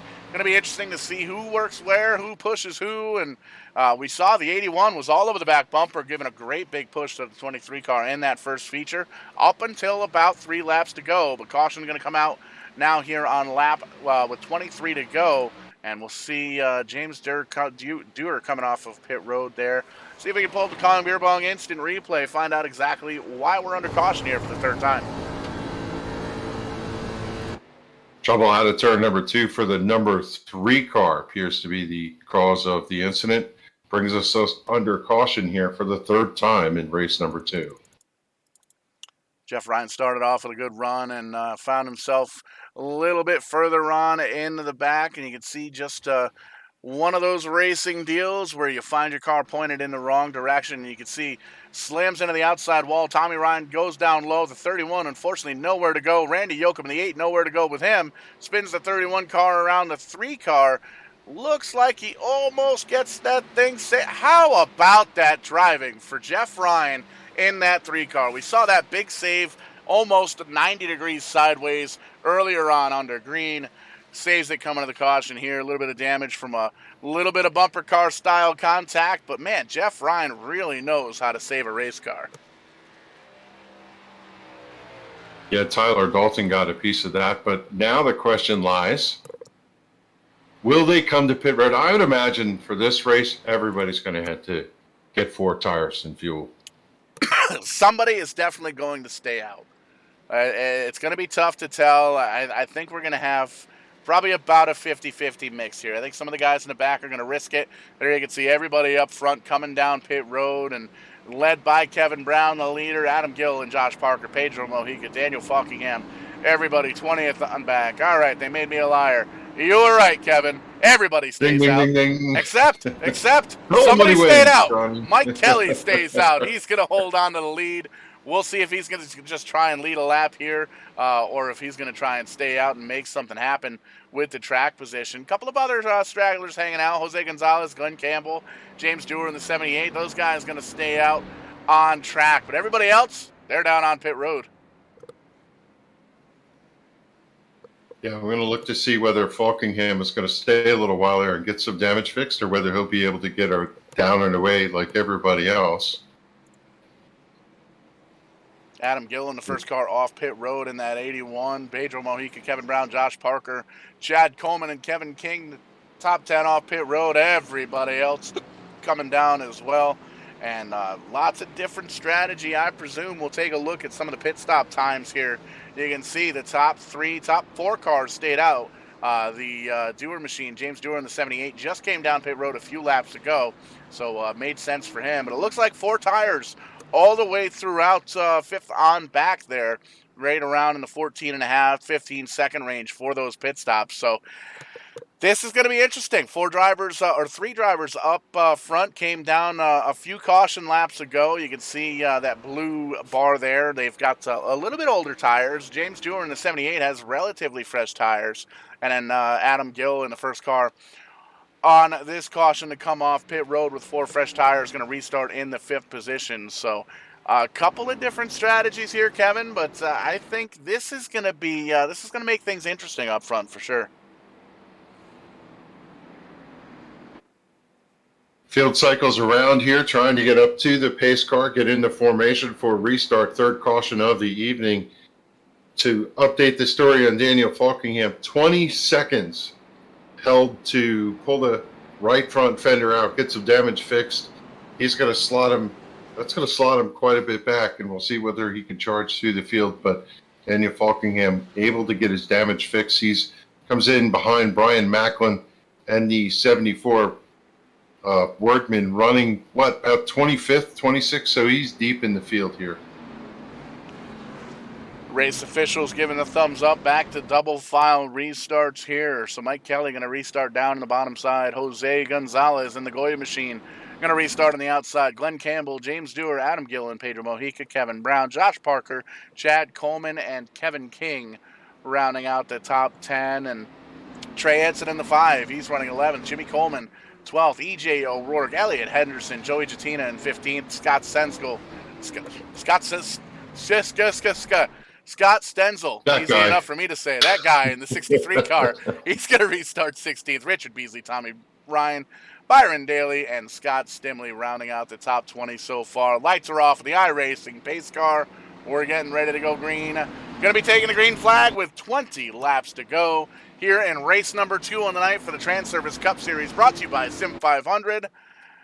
And we still have just a little bit more time before they get to the front stretch, and I ran out of things to say. I'm so impressed with Jimmy Coleman. In the Coleman and Coleman show, I don't believe they're related. I'm 99% positive that they're not. They just happen to share the same last name. And they've been running in vicinity of each other, but Jimmy Coleman having a great run tonight in the 54 Camaro, restarting here in 12th after changing tires. And I think you need to keep an eye on that 93 car. Between he and the 23 of Parker, they seem to be the fastest cars so far in this second run. Pace car is out of the way, and we're back under green here at Pocono.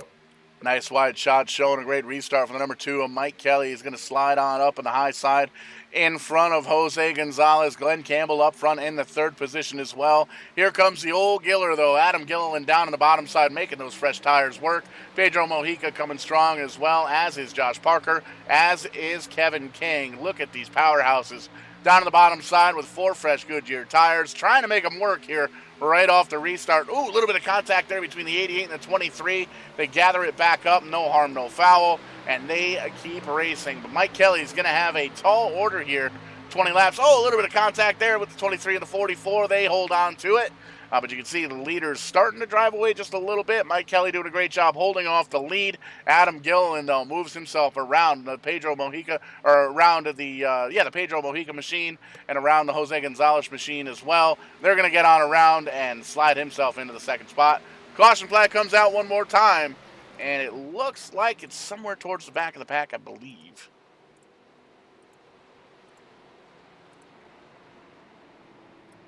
Lap 28, we go under caution. We'll look see if we could figure that out as the field comes around to the Long Pond stretch. They'll have to collect behind the pace car one more time. I would imagine this is a good opportunity for a single file restart.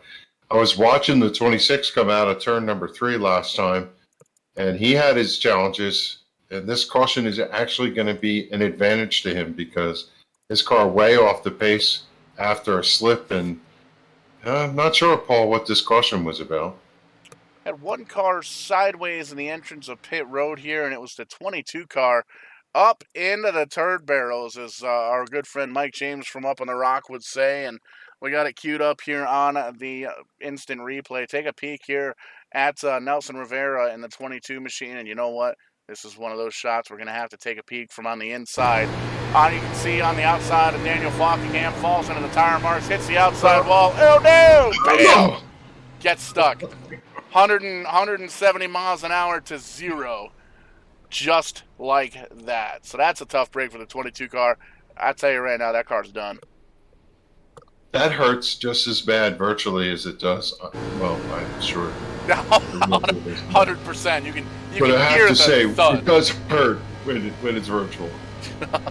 Definitely a hurting the pride when you get stuck in the water barrels at the entrance of pit road.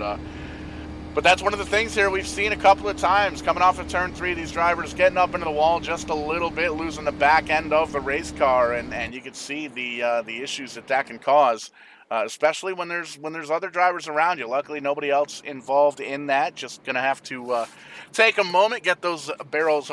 Well, we don't even really have to fill them back up because it's the virtual world here of iRacing. And speaking of iRacing, check it out, iRacing.com. If you're new to the whole sim racing deal and you're wondering, what in the heck am I watching right now? This is iRacing here on Verdane TV, the Transervice Cup Series brought to you by SIM500. Every single one of these cars that you're seeing on screen is somebody sitting at home or in their race shop or in their garage on a computer with a steering wheel and pedals, piloting that race car against each other, trying to come home with a victory here tonight. And if you wanted to try it out, definitely go down to iRacing.com. Check it out. It comes with a bunch of tracks, a bunch of different cars. There's circle track racing, NASCAR, ARCA, late models, short track, dirt racing, super trucks, 24-hour endurance racing. There's all sorts of stuff here in the iRacing service. Be sure to check it out, iRacing.com. Let them know your friends of Verdane TV sent you. You want to be competitive, you want to maybe join in one of these races here on Verdane TV. We work with a whole bunch of different leagues. SIM500 racing 7 nights a week. Multi-league series, they run 7 nights a week, twice on Sunday. We got the Fatheads Cup Series. They're going to be coming back on Wednesday nights with the Loose Lugs Series. All these series, always looking for new drivers. Be sure to check them out. Do a quick search on Facebook or anywhere in the iRacing Leagues tab. Get yourself racing competitively here. It's kind of tough during the race season, especially for myself and a lot of the drivers that like to go to the short tracks, the local short tracks. But during the winter months when it's too cold and there's snow on the ground, iRacing is just what the doctor ordered. But green flag in the air, 18 laps to go. There's the jump for the number 2 of Mike Kelly. He's got to try and hold off Kevin Brown on the outside there, side by side with Adam Gilliland for that second position. Good charge right now and a lot of momentum to the high line. The 58 of Mojica drives up in front of Coleman. He's going to be able to turn the car down over here in turn number 2. Top two breakaway, side by side for third. Now they go wreck it single file, and you have one car around on the backstretch. Couple of cars around. Falkingham involved over there. Falkingham involved. Tommy Ryan involved. The 78 car is involved. That's James Dewar. We saw him restart fourth a few caution laps ago. Doesn't look like we're going to get a double a sweep of the night because that 39 car of Daniel Falkingham puffing out that black smoke. Something terminally wrong with that race car. But Kong Beer Bong instant replay one more time. It's a good thing we're not doing a Kong Beer Bong every time we see a caution here tonight. I don't think we'd be able to bring all the action to you here live, but lots of three-wide action here at Pocono, and it looks like that might be what happened here. Take a focus here. Tommy Ryan down low, Joey Jattina right there in the 14 car, the 12 car in the center, Daniel Falkingham up on the outside line.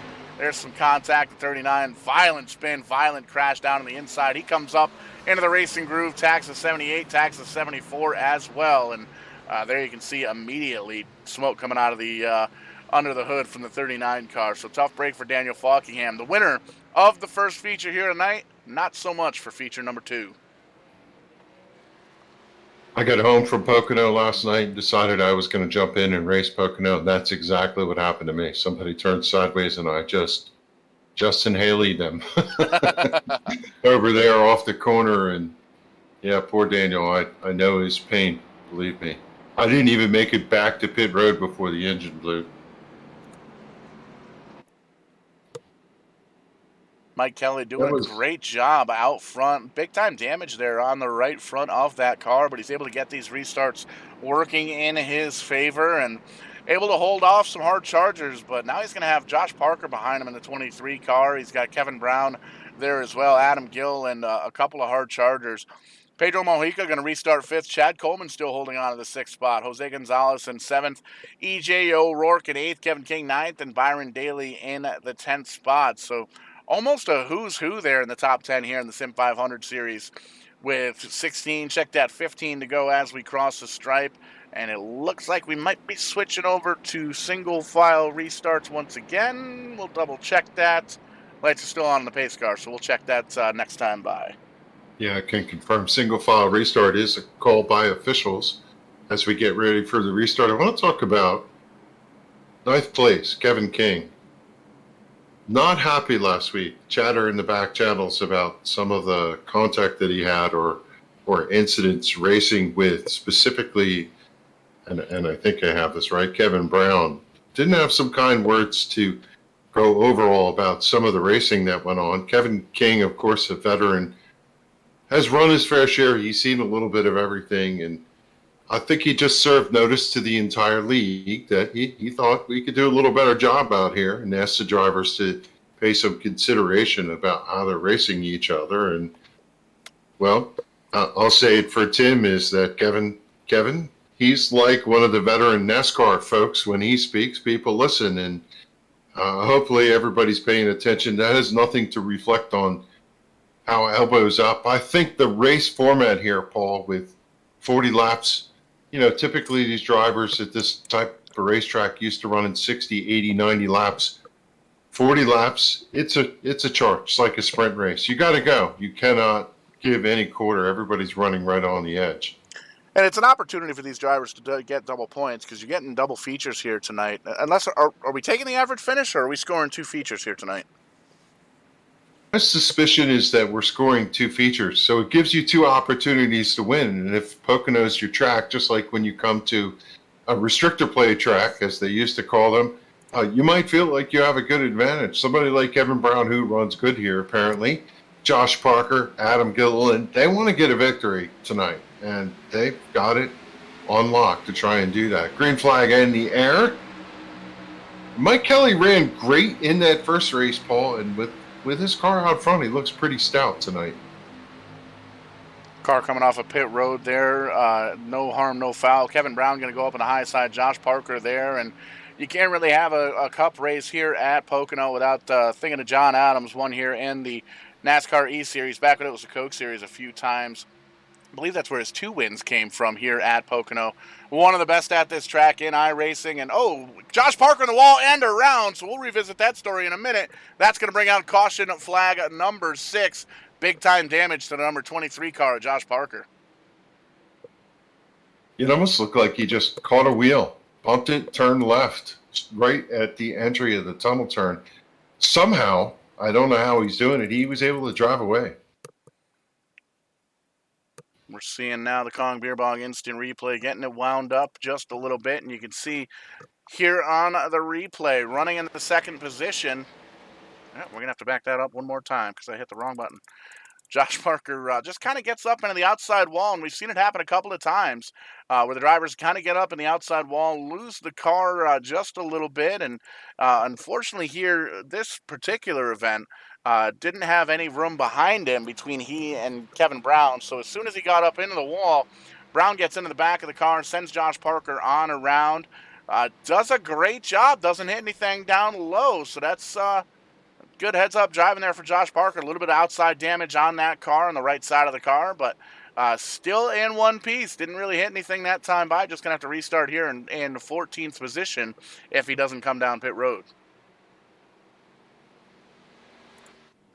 Yeah, if you go back and look at the rear chase view on that, you could see the front of the car hopped just as he got to the number 2. I'm not sure if he ran over something over there or contact from the 93, but incredible spin through. Reminds me of Kurt Busch did that one time where he spun through the tunnel turn and didn't hit anything. That's one that you write down as a memory. 100%. You can see the 23 car going to stay out on pit road and deal the cards he's been dealt with, so we'll see if he can make his way back up towards the front. He's one spot better than where he started the second race in 15th after finishing 5th in the very first race. So we'll see what works out. Tommy Ryan going to get the free pass in that 99 car. You can see he's going to come around the pace car. And Mike Kelly still holding on to the lead with Kevin Brown and Adam Gilliland up in the top 3. But made mention, can't really have a race here at Pocono without talking about John Adams. Got to give him a quick little shout out because locked himself into the E-Racer Blue Emu Firecracker 400. You'll be able to check that out on twitch.tv/eracer_GG. It's a very special event put on by NASCAR's Parker Klickerman, Landon Castle, and David Schildhouse, a good friend of Dane TV here and a good friend of mine. Go way back in the day, and John Adams going to be rocking a Dane TV logo on that race car. Primary sponsor Shenandoah Shine, so be sure to check them out on Twitter as well. And I believe the feature event is Wednesday night, so we're going to be doing the Tim's Corner live event. Going to have that going on the second monitor as well here. Really excited for that event. Glad that John Adams made the show. Glad he's carrying the Dane TV colors, and it's going to be cool to see what he can come home with. One of the best super speedway iRacers out there. And, you know him either for the iRacing bombs or getting Kurt Busch fired back in the day. So, going to be entertaining nonetheless. We'll see what our boy can do.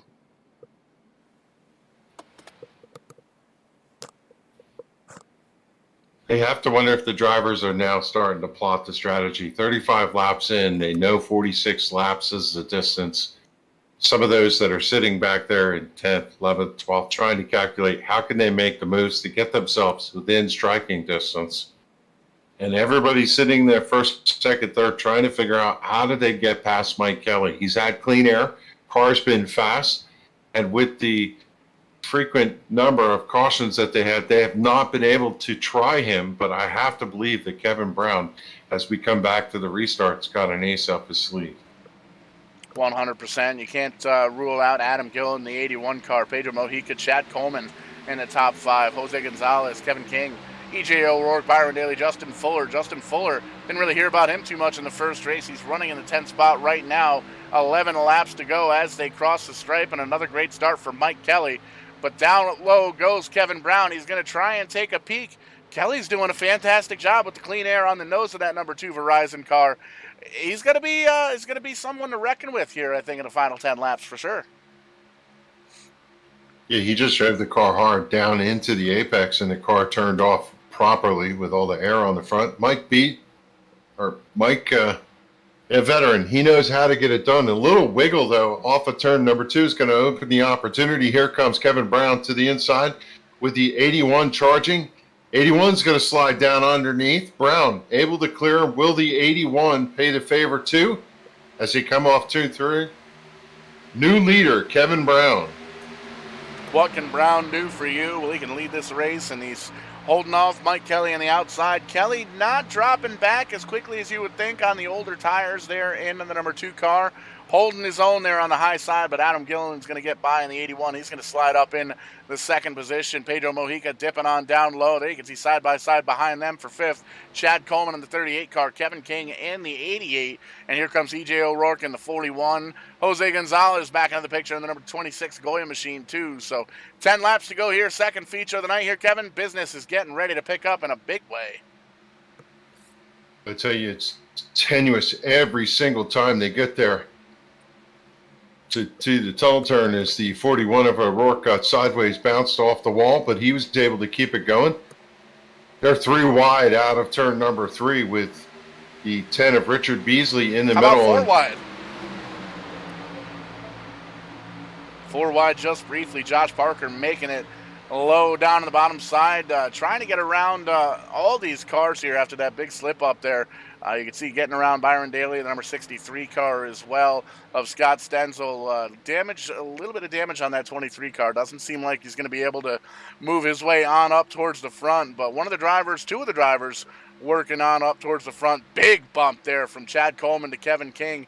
And look at the advantage that that gives to the 88 car, closing right up on the back of the 58 of Pedro Mojica as the drivers get around Mike Kelly in the 2 car. Slip it back just a little bit in that number 2 Ford, but still up front, Kevin Brown, Adam Gill in 1-2, Pedro Mojica 3rd, Kevin King, Chad Coleman rounding out the top 5.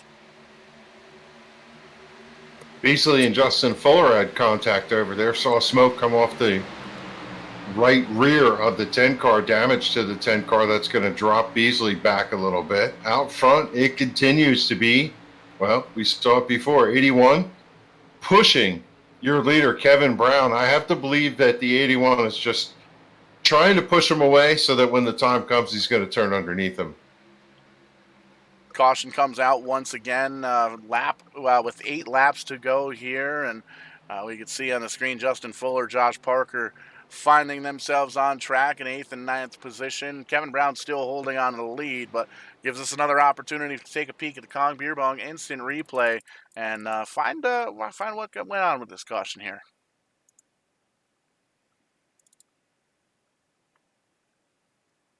As we look to see where the caution came from, watching the 88 of Kevin King just methodically, position by position, finds himself to that 4th position right now, and I think he's going to be a player before this thing is over. Kevin King seems to be strong in these Cup cars pretty much wherever we go here, and no change here at Pocono Raceway. And just sifting through the tapes here, I'm not seeing. It looks like Tommy Ryan might have some damage on that 99 car as he's coming down pit road. See if we can. Still looking for the incident. Doesn't appear to be a huge incident. May very well just be a single car spin. And just looking through the tapes here, it looks like we just missed it. It's tough to tell with this great big old track, all these race cars. Still 33 drivers on the lead lap, including Tommy Ryan, who just came down pit road to get some service to his machine. But looks like the 37 car potentially.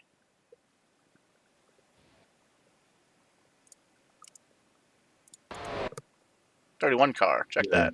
31 car, there you go. 31 of Eric Arnold in the X-side ride, pointed in the wrong direction, and it looks like the motor blew on that car after some contact with the number 19 of Tyler Dalton. And we've got the replay here for you on screen. Focus in on that pink and black car up on the high side. 3 wide, he comes on down low, already has some damage in the back bumper of that car. It looks like the 19 hit a bump, actually came up into the quarter panel of the 31, and the nose-to-nose damage there really did a number on that 31 car. Was not able to get it fired, and you can see still kind of partly in the racing groove down in the apron for that 31 car. So that's a tough break for Eric Arnold, bringing out the caution. Now there he goes, gets it fired, but definitely under power, and not the night that the 31 crew wanted. Looks like they're going to end up rounding out the night in the 32nd finishing position. Yeah, there's actually like 3 bumps on this racetrack that you have to be aware of. On the entry to turn number 1, in the middle to high lane, there's a series of bumps that you can ride through, but they do upset the car. The second is out of turn number 3, about partway through, there's a smidge of a bump. Sometimes the drivers use that bump to be the marker for when to get back on the gas. And then there's other little bumps here and there that you have to avoid. And, there's a smidge of one on the entry to turn 3, but you really have to drive hard to find it. It's not in the racing group. So, these drivers, it's funny how it's like the surface of the moon. They know every single facet of this racetrack. I was standing on the front stretch on Saturday looking down into turn 1 to see what the perspective looks like. And what's interesting about the front straightaway at Pocono is it actually drives down to the crossover gate where they let the trucks come across at the end of the grandstands. Then it swings up and sweeps down into turn number 1. And it's in that swing and sweep that you move up and arc the car down, because the racetrack has kind of a cant to the left.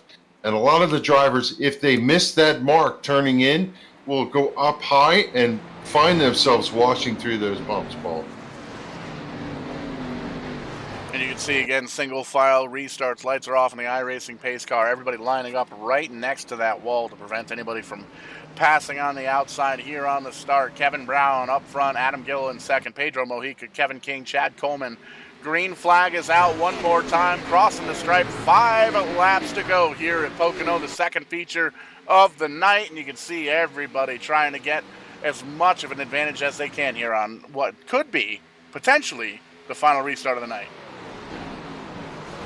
Brown with a great restart, dives down into turn number 1. He's going to get about 4 car lengths coming off to the Long Pond straightaway.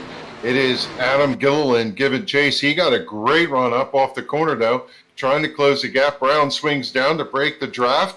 They come to the tunnel turn. Gilliland is there. He is closed within a half car length of the back bumper. And we'll be able to see once these guys get a little bit closer, the accordion effect, and these guys get bumper to bumper to bumper. We're going to be able to see if any of these drivers are going to try that tandem drafting that we saw in both of these races earlier on, especially with that 81 car who was hooked up with Josh Parker in the 23. Josh not as close to the front as he wants to be right now, back there in 7th spot, but Adam Gilliland all over the back bumper of the leader. He's trying to peek his nose where the 93 car is not. Going to see if he can try and get around him one way or another. And there you can see Pedro Mojica going to try and dip on down low underneath that second place car. He's got a little bit of help now from Kevin King. Yeah, Mojica actually tagged the back of the 81, just letting him know he's there. The 81 able to straighten it out. That's going to slow Mojica down a little bit. Kevin King going to take advantage of that. Pulls down alongside, trying to challenge for that 3rd place. Has to pinch the car down to keep it from getting into the 58. Loses some momentum. He's going to slide back in, and that allows the top 2 to draw away. Gilliland drops down low to get air to the fender. He's literally on the rumple strips coming out of 3. He's going to draw alongside and see if he can take the lead here on the front straightaway. At the stripe, give it to Kevin Brown, but in turn 1, give it to Adam Gill and gets on around. Pedro Mojica going all the way up on the high side. Contact again. The 93 around. Adam Gilliland around. The 58 of Pedro Mojica involved as well. Big time wreckage happening on. That's going to give the lead over to Kevin King. Tough break for these drivers late in the race. 3 laps to go, setting up a green-white checkered. But the big news is the leader, the number 93 car, still pointed in the wrong direction. Very, very frustrated. You can imagine black smoke coming out from underneath that car, and you can see still driving this racetrack in reverse. That 93 car, not happy.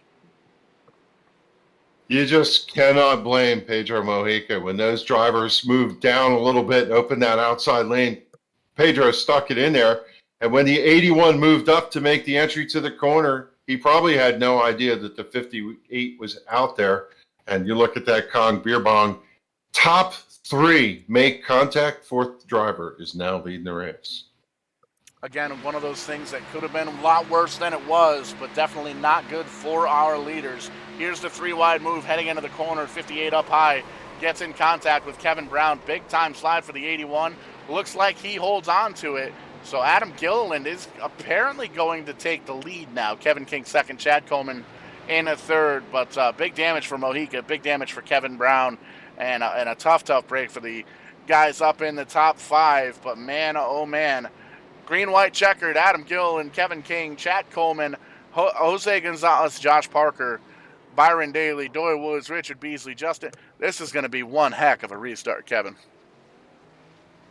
I have absolutely no idea how the 81 saved it. We talked about the air that's typically talked about in the truck series because the side of the truck is so flat that when it yaws out sideways, a lot of times the air pushes the vehicle sideways, but the 81 looked like a drift car driving down the banking, and somehow when he got to the apron, he was able to square it up and drive up out of the corner. It really shows the caliber of driver here in SIM500. Seen a lot of big-time saves from a lot of drivers here tonight, getting those cars completely sideways and able to straighten out the wheel, hold on to it, and get that thing pointed in the right direction. But the 81 car out front, Kevin King right behind him. We'll see if once we get this restart here, Daniel Falkingham going to get the free pass as he drives on around. Damaged number 39 machine. Lights still on the pace car, so we'll see what we get here with the green-white checkered. Yeah, I have to wonder if this is the end of the race. I don't believe we have green-white checkers enabled here. You know what? You're right. Final lap now, so that's actually going to give the win to Adam Gilliland. And that right there might be the save of the race because that's going to give him the win. Kevin King second, Chad Coleman third. And how about it? Chad Coleman in the third spot. Yeah, and it all comes down to where they were when the caution came out. And for Gilliland, he was probably literally sideways when the yellow came out. And held on to the car and did exactly what he needed to do. And pretty much just needs to make sure that the car doesn't fall apart. The engine keeps that thing running and brings that thing down to the checkered flag here. And we'll see if we can take a peek here. Unofficially so far, we'll take a look at, well, we can't even look at the results yet because they're still unofficial, but still a big field. You can see Kevin Brown back there puffing out a lot of black smoke. He ends up rejoining the field way back in the back of the pack. So to go from leading the race back towards the back of the pack like that, not exactly what you wanted to do. And it's tough, too, because he had a rough first race as well. Kevin Brown currently scored in the 30th position. 32 cars on the lead lap with Daniel Falkingham getting that free pass. But there you can see it. Adam Gilliland up front. He's going to lead this car down through the final corner here. Under caution, no green-white checkered here tonight because of the double feature. Just has to make sure he keeps his foot in it coming out of the corner, crossing that start-finish line once we get on the straightaway. I have to wonder if the officials are going to go back and review this because while they probably can follow what the game said, when I go back and look at the replay, Gilliland is completely sideways over there in turn number one, and the 88 of King has streaked by, and he's probably a car length out in front when the yellow flag lights came on. So I'm curious to see how they're going to score this, but if you want to look at it from the standpoint of what we just saw, the 81, who's getting tagged and bumped and is going to be declared the winner here. We'll have to see where officials call this. So unofficially, we're going to give it to Adam Gilliland, and we'll see if the race officials come up and join us here after the fact. Take a quick peek here at the finishing order. Again, unofficially, as Adam Gilliland burns them down there on the front straightaway, right across the start-finish line, giving the fans a little bit more of a show, making sure that they all paid for their seats as he burns them down. Kevin King finishes second.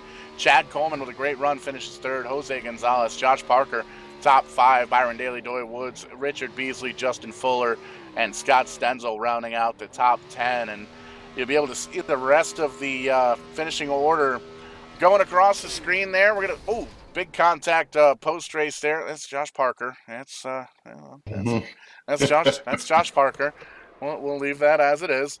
But you'd be able to see the rest of the finishing order scroll across your screen there. We're going to take an opportunity to talk to some of these top three drivers, as it were, and we're going to kick it on over to Victory Lane, where we can find Adam Gill and trying to catch up with him. Lots of smoke, lots of champagne and beer flying, trying to catch up with that driver down in Victory Lane. Not quite able to get to him, so we'll start. We'll go backwards. We'll start with the third place driver, and usually see this guy run up towards the front earlier on in a race and always ends up getting caught up in some other wrecks. But great podium finish up out at Chad Coleman in the 38 car, coming home with a third spot, man. Talk to us about that finish. That was wild. It's kind of funny because right before y'all pulled me up here, I was like, shit, I finished third. Great run up in the top 10 for most of that second run. And we don't want to call it uncharacteristic. I've known you personally for a long time, and you're quite the sim racer, but always a string of bad luck, it seems like, here in the Transervice Cup Series. But up there running almost tandem drafting with Kevin King in that 88 car quite a bit, and we noticed a lot of the team name guys working together. Is this something where you guys practice drafting early on tonight before practice or before the features, or is that just kind of how it worked out? That's really just kind of get worked out. We had said all along, earlier in the race, and at the end, if we had a chance to help each other, that we would, because we knew the draft was going to be huge here, and it was. I mean, it was extremely hard to pass unless you had a little bit of help, and that's what we were doing there. And then at the end, I told Pedro, I was like, if Adam tries to pass Kevin, you better be 3 wide, because if you're not, Kevin's going to be. Pedro stuck 3 wide. They wrecked like hell, and we finished third. And that worked out pretty well for the 38 crew, and it's great to see you finish on a podium here. I know we're going to be busy tonight. Lots of caution flags once the show goes off the air, with a little bit of caution review. A lot of the drivers get together and go over some of the wrecks, and anything that kind of sticks out in your mind that we're going to be watching after the race here. Probably Josh spinning through and across the tunnel turn and not hitting anything and not getting hit will probably be pretty good. And then, of course, just going back and watching all the stupidity, because we had a lot of cautions tonight. A lot of cautions throughout 2 races, and came home with a third place run here. Good points night for sure. And got some sponsors all over the 38 car. Give you an opportunity to thank any friends, family, sponsors, teammates, anybody else that makes it happen for that number 38 crew. I don't get to do this very often on Monday night, so of course I got to thank Michael Sharp and Michael Sharp Racing. He got a couple of us together this year, wanted to be a car owner, and me and Pedro decided we would take up the deal and run his car. So he got us hooked up with tap out tuning and the Cadillac V Performance Center. So got to thank him for all that. Thank him for the sponsor, everything to do for this season. Just big shout out to Michael Sharp. Thanks to Trey Edson for painting this car. Everything Trey's painted me here recently looks really good. Thanks to everybody that has anything to do with the league, anybody that helps Joey out from time to time. And congrats to Adam on the win, even though it was Kevin probably got a little screwed right there. But, we've had iRacing's,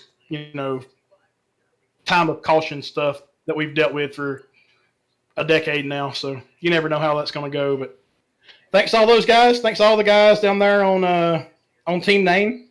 And give a shout out to my boy Doy Woods. He came back tonight after a long hiatus of I think he said he was doing a little coin farming. Came back and got him a top 10. So congrats to him. And next week we'll go and suck on a road course. A little bit of left-handed, right-hand coming up next Monday night. But great finish here for the feature number 2 here tonight. Chad Coleman finishes third. Congratulations, man.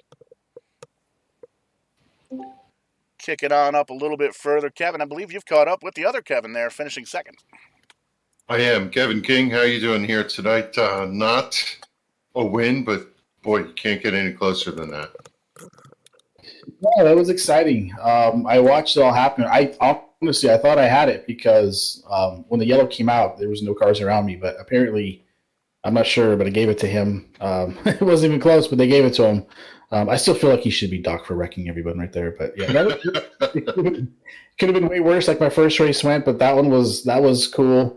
I saw that happening, and I was like, okay, I've seen this before in Coke or DWC, and it went in my favor as well. And this one did too, and I finished a second in both of them. So, like I said, it could have been a lot worse. I'll take the points after what happened in the first race. Yeah, I guess there's a precedence of letting the game figure it out, but we were watching the blinky lights, and it did show that, the possibility that you were ahead when the yellow possibly came out, but we'll leave that call to race officials. During the entire race, we were watching the battle up front. It was torrid all the way through, but just kept looking to the left at that red car, and every lap, working your way through. Looked like the bottom line was tough tonight, Kevin, just trying to keep momentum down there. Yeah, I mean, the draft is so strong that even if you have a really good run, and I'm talking like you could gain a tenth and a half, 2/10 on someone through the corner. If they had someone in front of them or behind them, like you just lost everything, and you had to basically side draft the hell out of them to the next corner, and hopefully you eventually made it. So the real way to pass people was just try to get them to go low and then go around the outside. I think there was a few times in turn one, I just went high and passed a bunch of people and did the same thing in three, just knowing that the bottom was really hard. I mean, if someone messed up, obviously you got a good run and you could take it, but it was, the bottom it's just the draft and the momentum it killed the bottom completely. Being a student of watching what drivers are doing, trying to get that track position, I did notice you going into turn number one. Were you driving through the bump or up and over around it? So you can miss the bumps. I think a lot of guys go in there so hard, they basically compress the suspension so much that it actually hits the bump.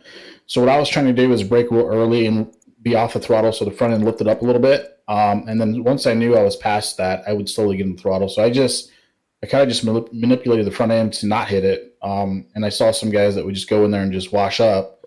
So I knew it was there. I guess I knew how to drive around it so it wouldn't affect me as much. So it definitely would help me a few times. But I know going really wide, if you're able to do that, like I did a few times, it was also fast. You just needed someone in front of you to keep that draft. How much did you learn in the first race that helped you in the second event? Honestly, not that much. I ran a race last night and I knew kind of how bad it was going to be. I pit for tires knowing that tires were crucial, but I didn't get a chance to try them out. I just knew that I was really good in turn two. Like I was catching guys really heavily in turn two. So I knew that was my strong point. And one was just kind of maintaining, and three was pretty good too. But turn two was kind of my money spot. So for me, I would set people up there and make the pass. But as far as driving, I mean, side draft was huge. I saw that happen. But really it was just trying to figure out, like, if someone was side drafting and they went low, like you just try to fill the spot up high and knowing that you could just kind of pass them down off of one and all the way into the tunnel corner was really awesome. So I knew it was a momentum thing. I knew the high line was super crucial. I knew it was super important. So I just kind of rode with it as best I could. But I died, so it didn't matter. Race two was quite a bit better. Yeah. When you look at this event and go back and look at the replay, 31 positions gained and oh so close to the win here tonight. Go celebrate, Kevin. Who do you want to say hello to before we let you go and go over and talk to the winner? Yeah, I want to say thanks to guys on the team. Adam's actually part of that, so it's actually pretty cool that he still won, even though it's going to be a Mickey Mouse win in my book. He knows it. Tim Terry, of course, Tim's Corner, Outrun, Shell, J Concepts, Team Associated. I think I have someone else in there. BC Workshops, he's just dropped some new setups for those guys who want to work on setups that have been pretty quick. So go check him out. And then, of course, you guys for putting this on. I know it was a rough one, but every Pocono race this week has been a rough one just because of the package and the side drafting and all that fun stuff. So it's not the drivers. It's really what we're into. So, but I had a blast overall. I mean, it was frustrating, but overall, everyone kind of knew what it was. And we'll celebrate the P2 after the horrific first race, and we'll get them back next week. Second place finish for Kevin King tonight. He's climbing up through those points and knocking on the door for yet another win. We thank him for taking the time to talk to us. We'll bring Adam Gilliland into the channel. Paul's caught up with your winner. Yeah, down here in Victory Lane, had to push the car after some post-race shenanigans there from the 23 car crossing the stripe at full speed. But the old Giller coming home with feature number 2 win. And Adam, it was a little bit of a sketchy race towards the end. Huge save to hold on to that number 81 car. They scored you with a lead when the caution came out and came down to it. Man, talk to us about the end of that race. How exciting was that? Yeah, it was a wild one. You know, sometimes you take them how you can get them. Unfortunately, I've had that happen before where, you know, the timing line plays into your favor and the guy, even though you felt like you maintained speed and cleared him and was way ahead of him in time of the caution, you know, iRacing sometimes lets him back by. Fortunately, that happened in my favor tonight. I hate that it was even we were even in that position. I kind of ran Kevin up, and I knew Pedro was out there, but I thought we had more room than that. So I want to apologize to Kevin Brown and Pedro for that deal. I hate that that's how their race has ended, but nonetheless, it's been a frustrating past few months in this league, and been a while since we got to victory lane. Came close in the first race tonight, and it's really exciting to get to victory lane in the second one.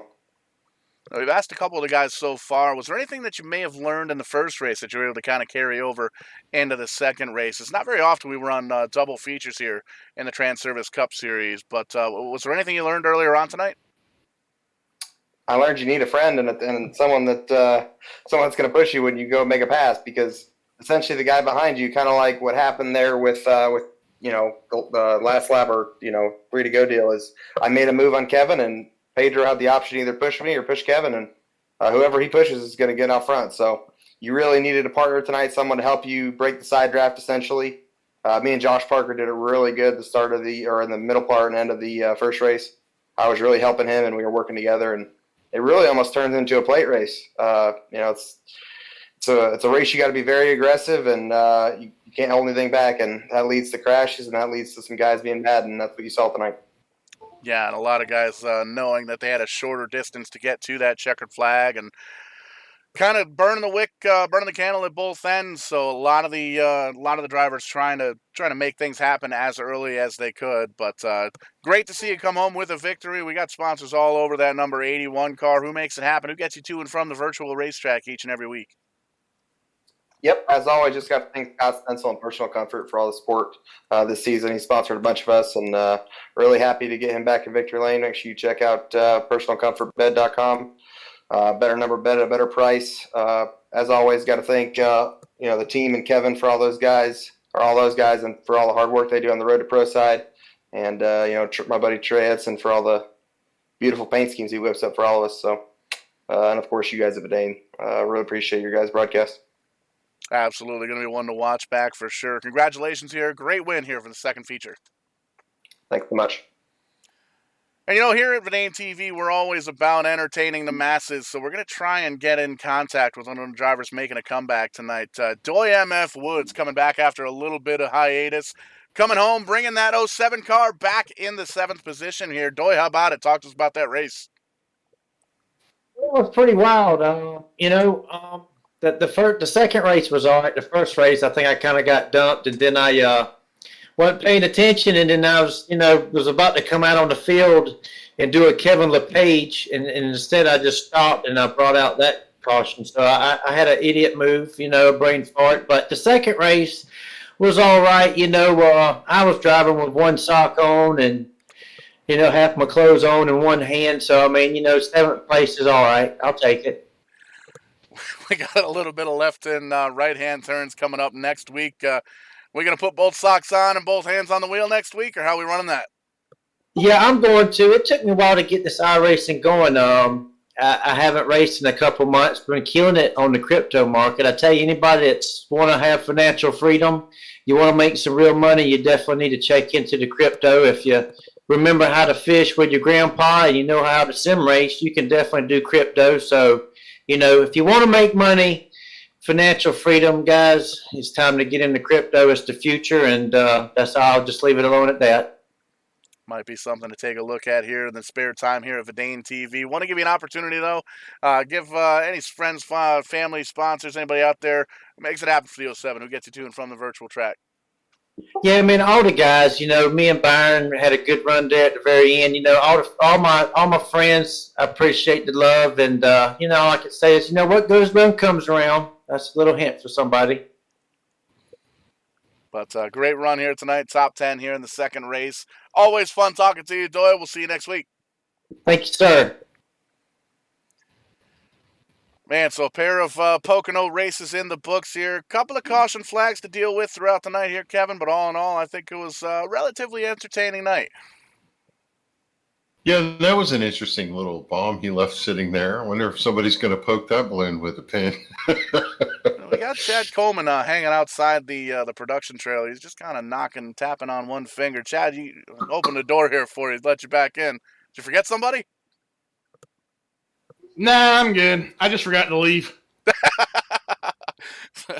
Great racing here tonight. That's going to wrap it up, I think, here for the SIM500 Transervice Cup Series. And we'll take a quick peek here at the upcoming events. And always entertaining here on Vidane TV. Wednesday night, the Fatheads Cup Series, taking some time off. They're going to be rejoining us come late July, coming back with the Loose Lugs Racing Series. That's going to be a lot of fun. Wednesday nights at 9:15 p.m. Eastern Time. Tim's Corner Motorsports.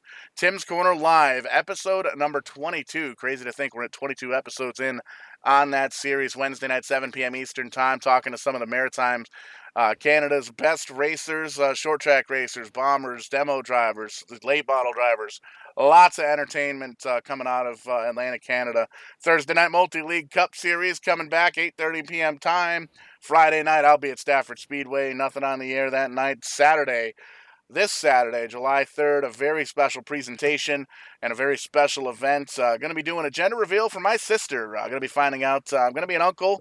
Going to be finding out whether or not I'm going to have a niece or nephew, and we're going to be streaming that live here on Vidane TV. So that's going to be a lot of fun this Saturday afternoon. Going to be going live about 3, maybe 3:30 p.m. Eastern Time. So obviously really looking forward to that, and can't wait to see that happen. And throughout the week, check out eraser_GG on Twitch. They've got the Blue Emu Firecracker 400, our boy John Adams with the Vidane TV logo on that car. Primary sponsor being Shenandoah Shine on the number, I don't even know what number he's running, 47, I think. But it's going to be great to see him. Great super speedway racer. Going to be able to see just what it is John Adams can do, and you'll be able to watch him on Twitch as well, John84 Adams.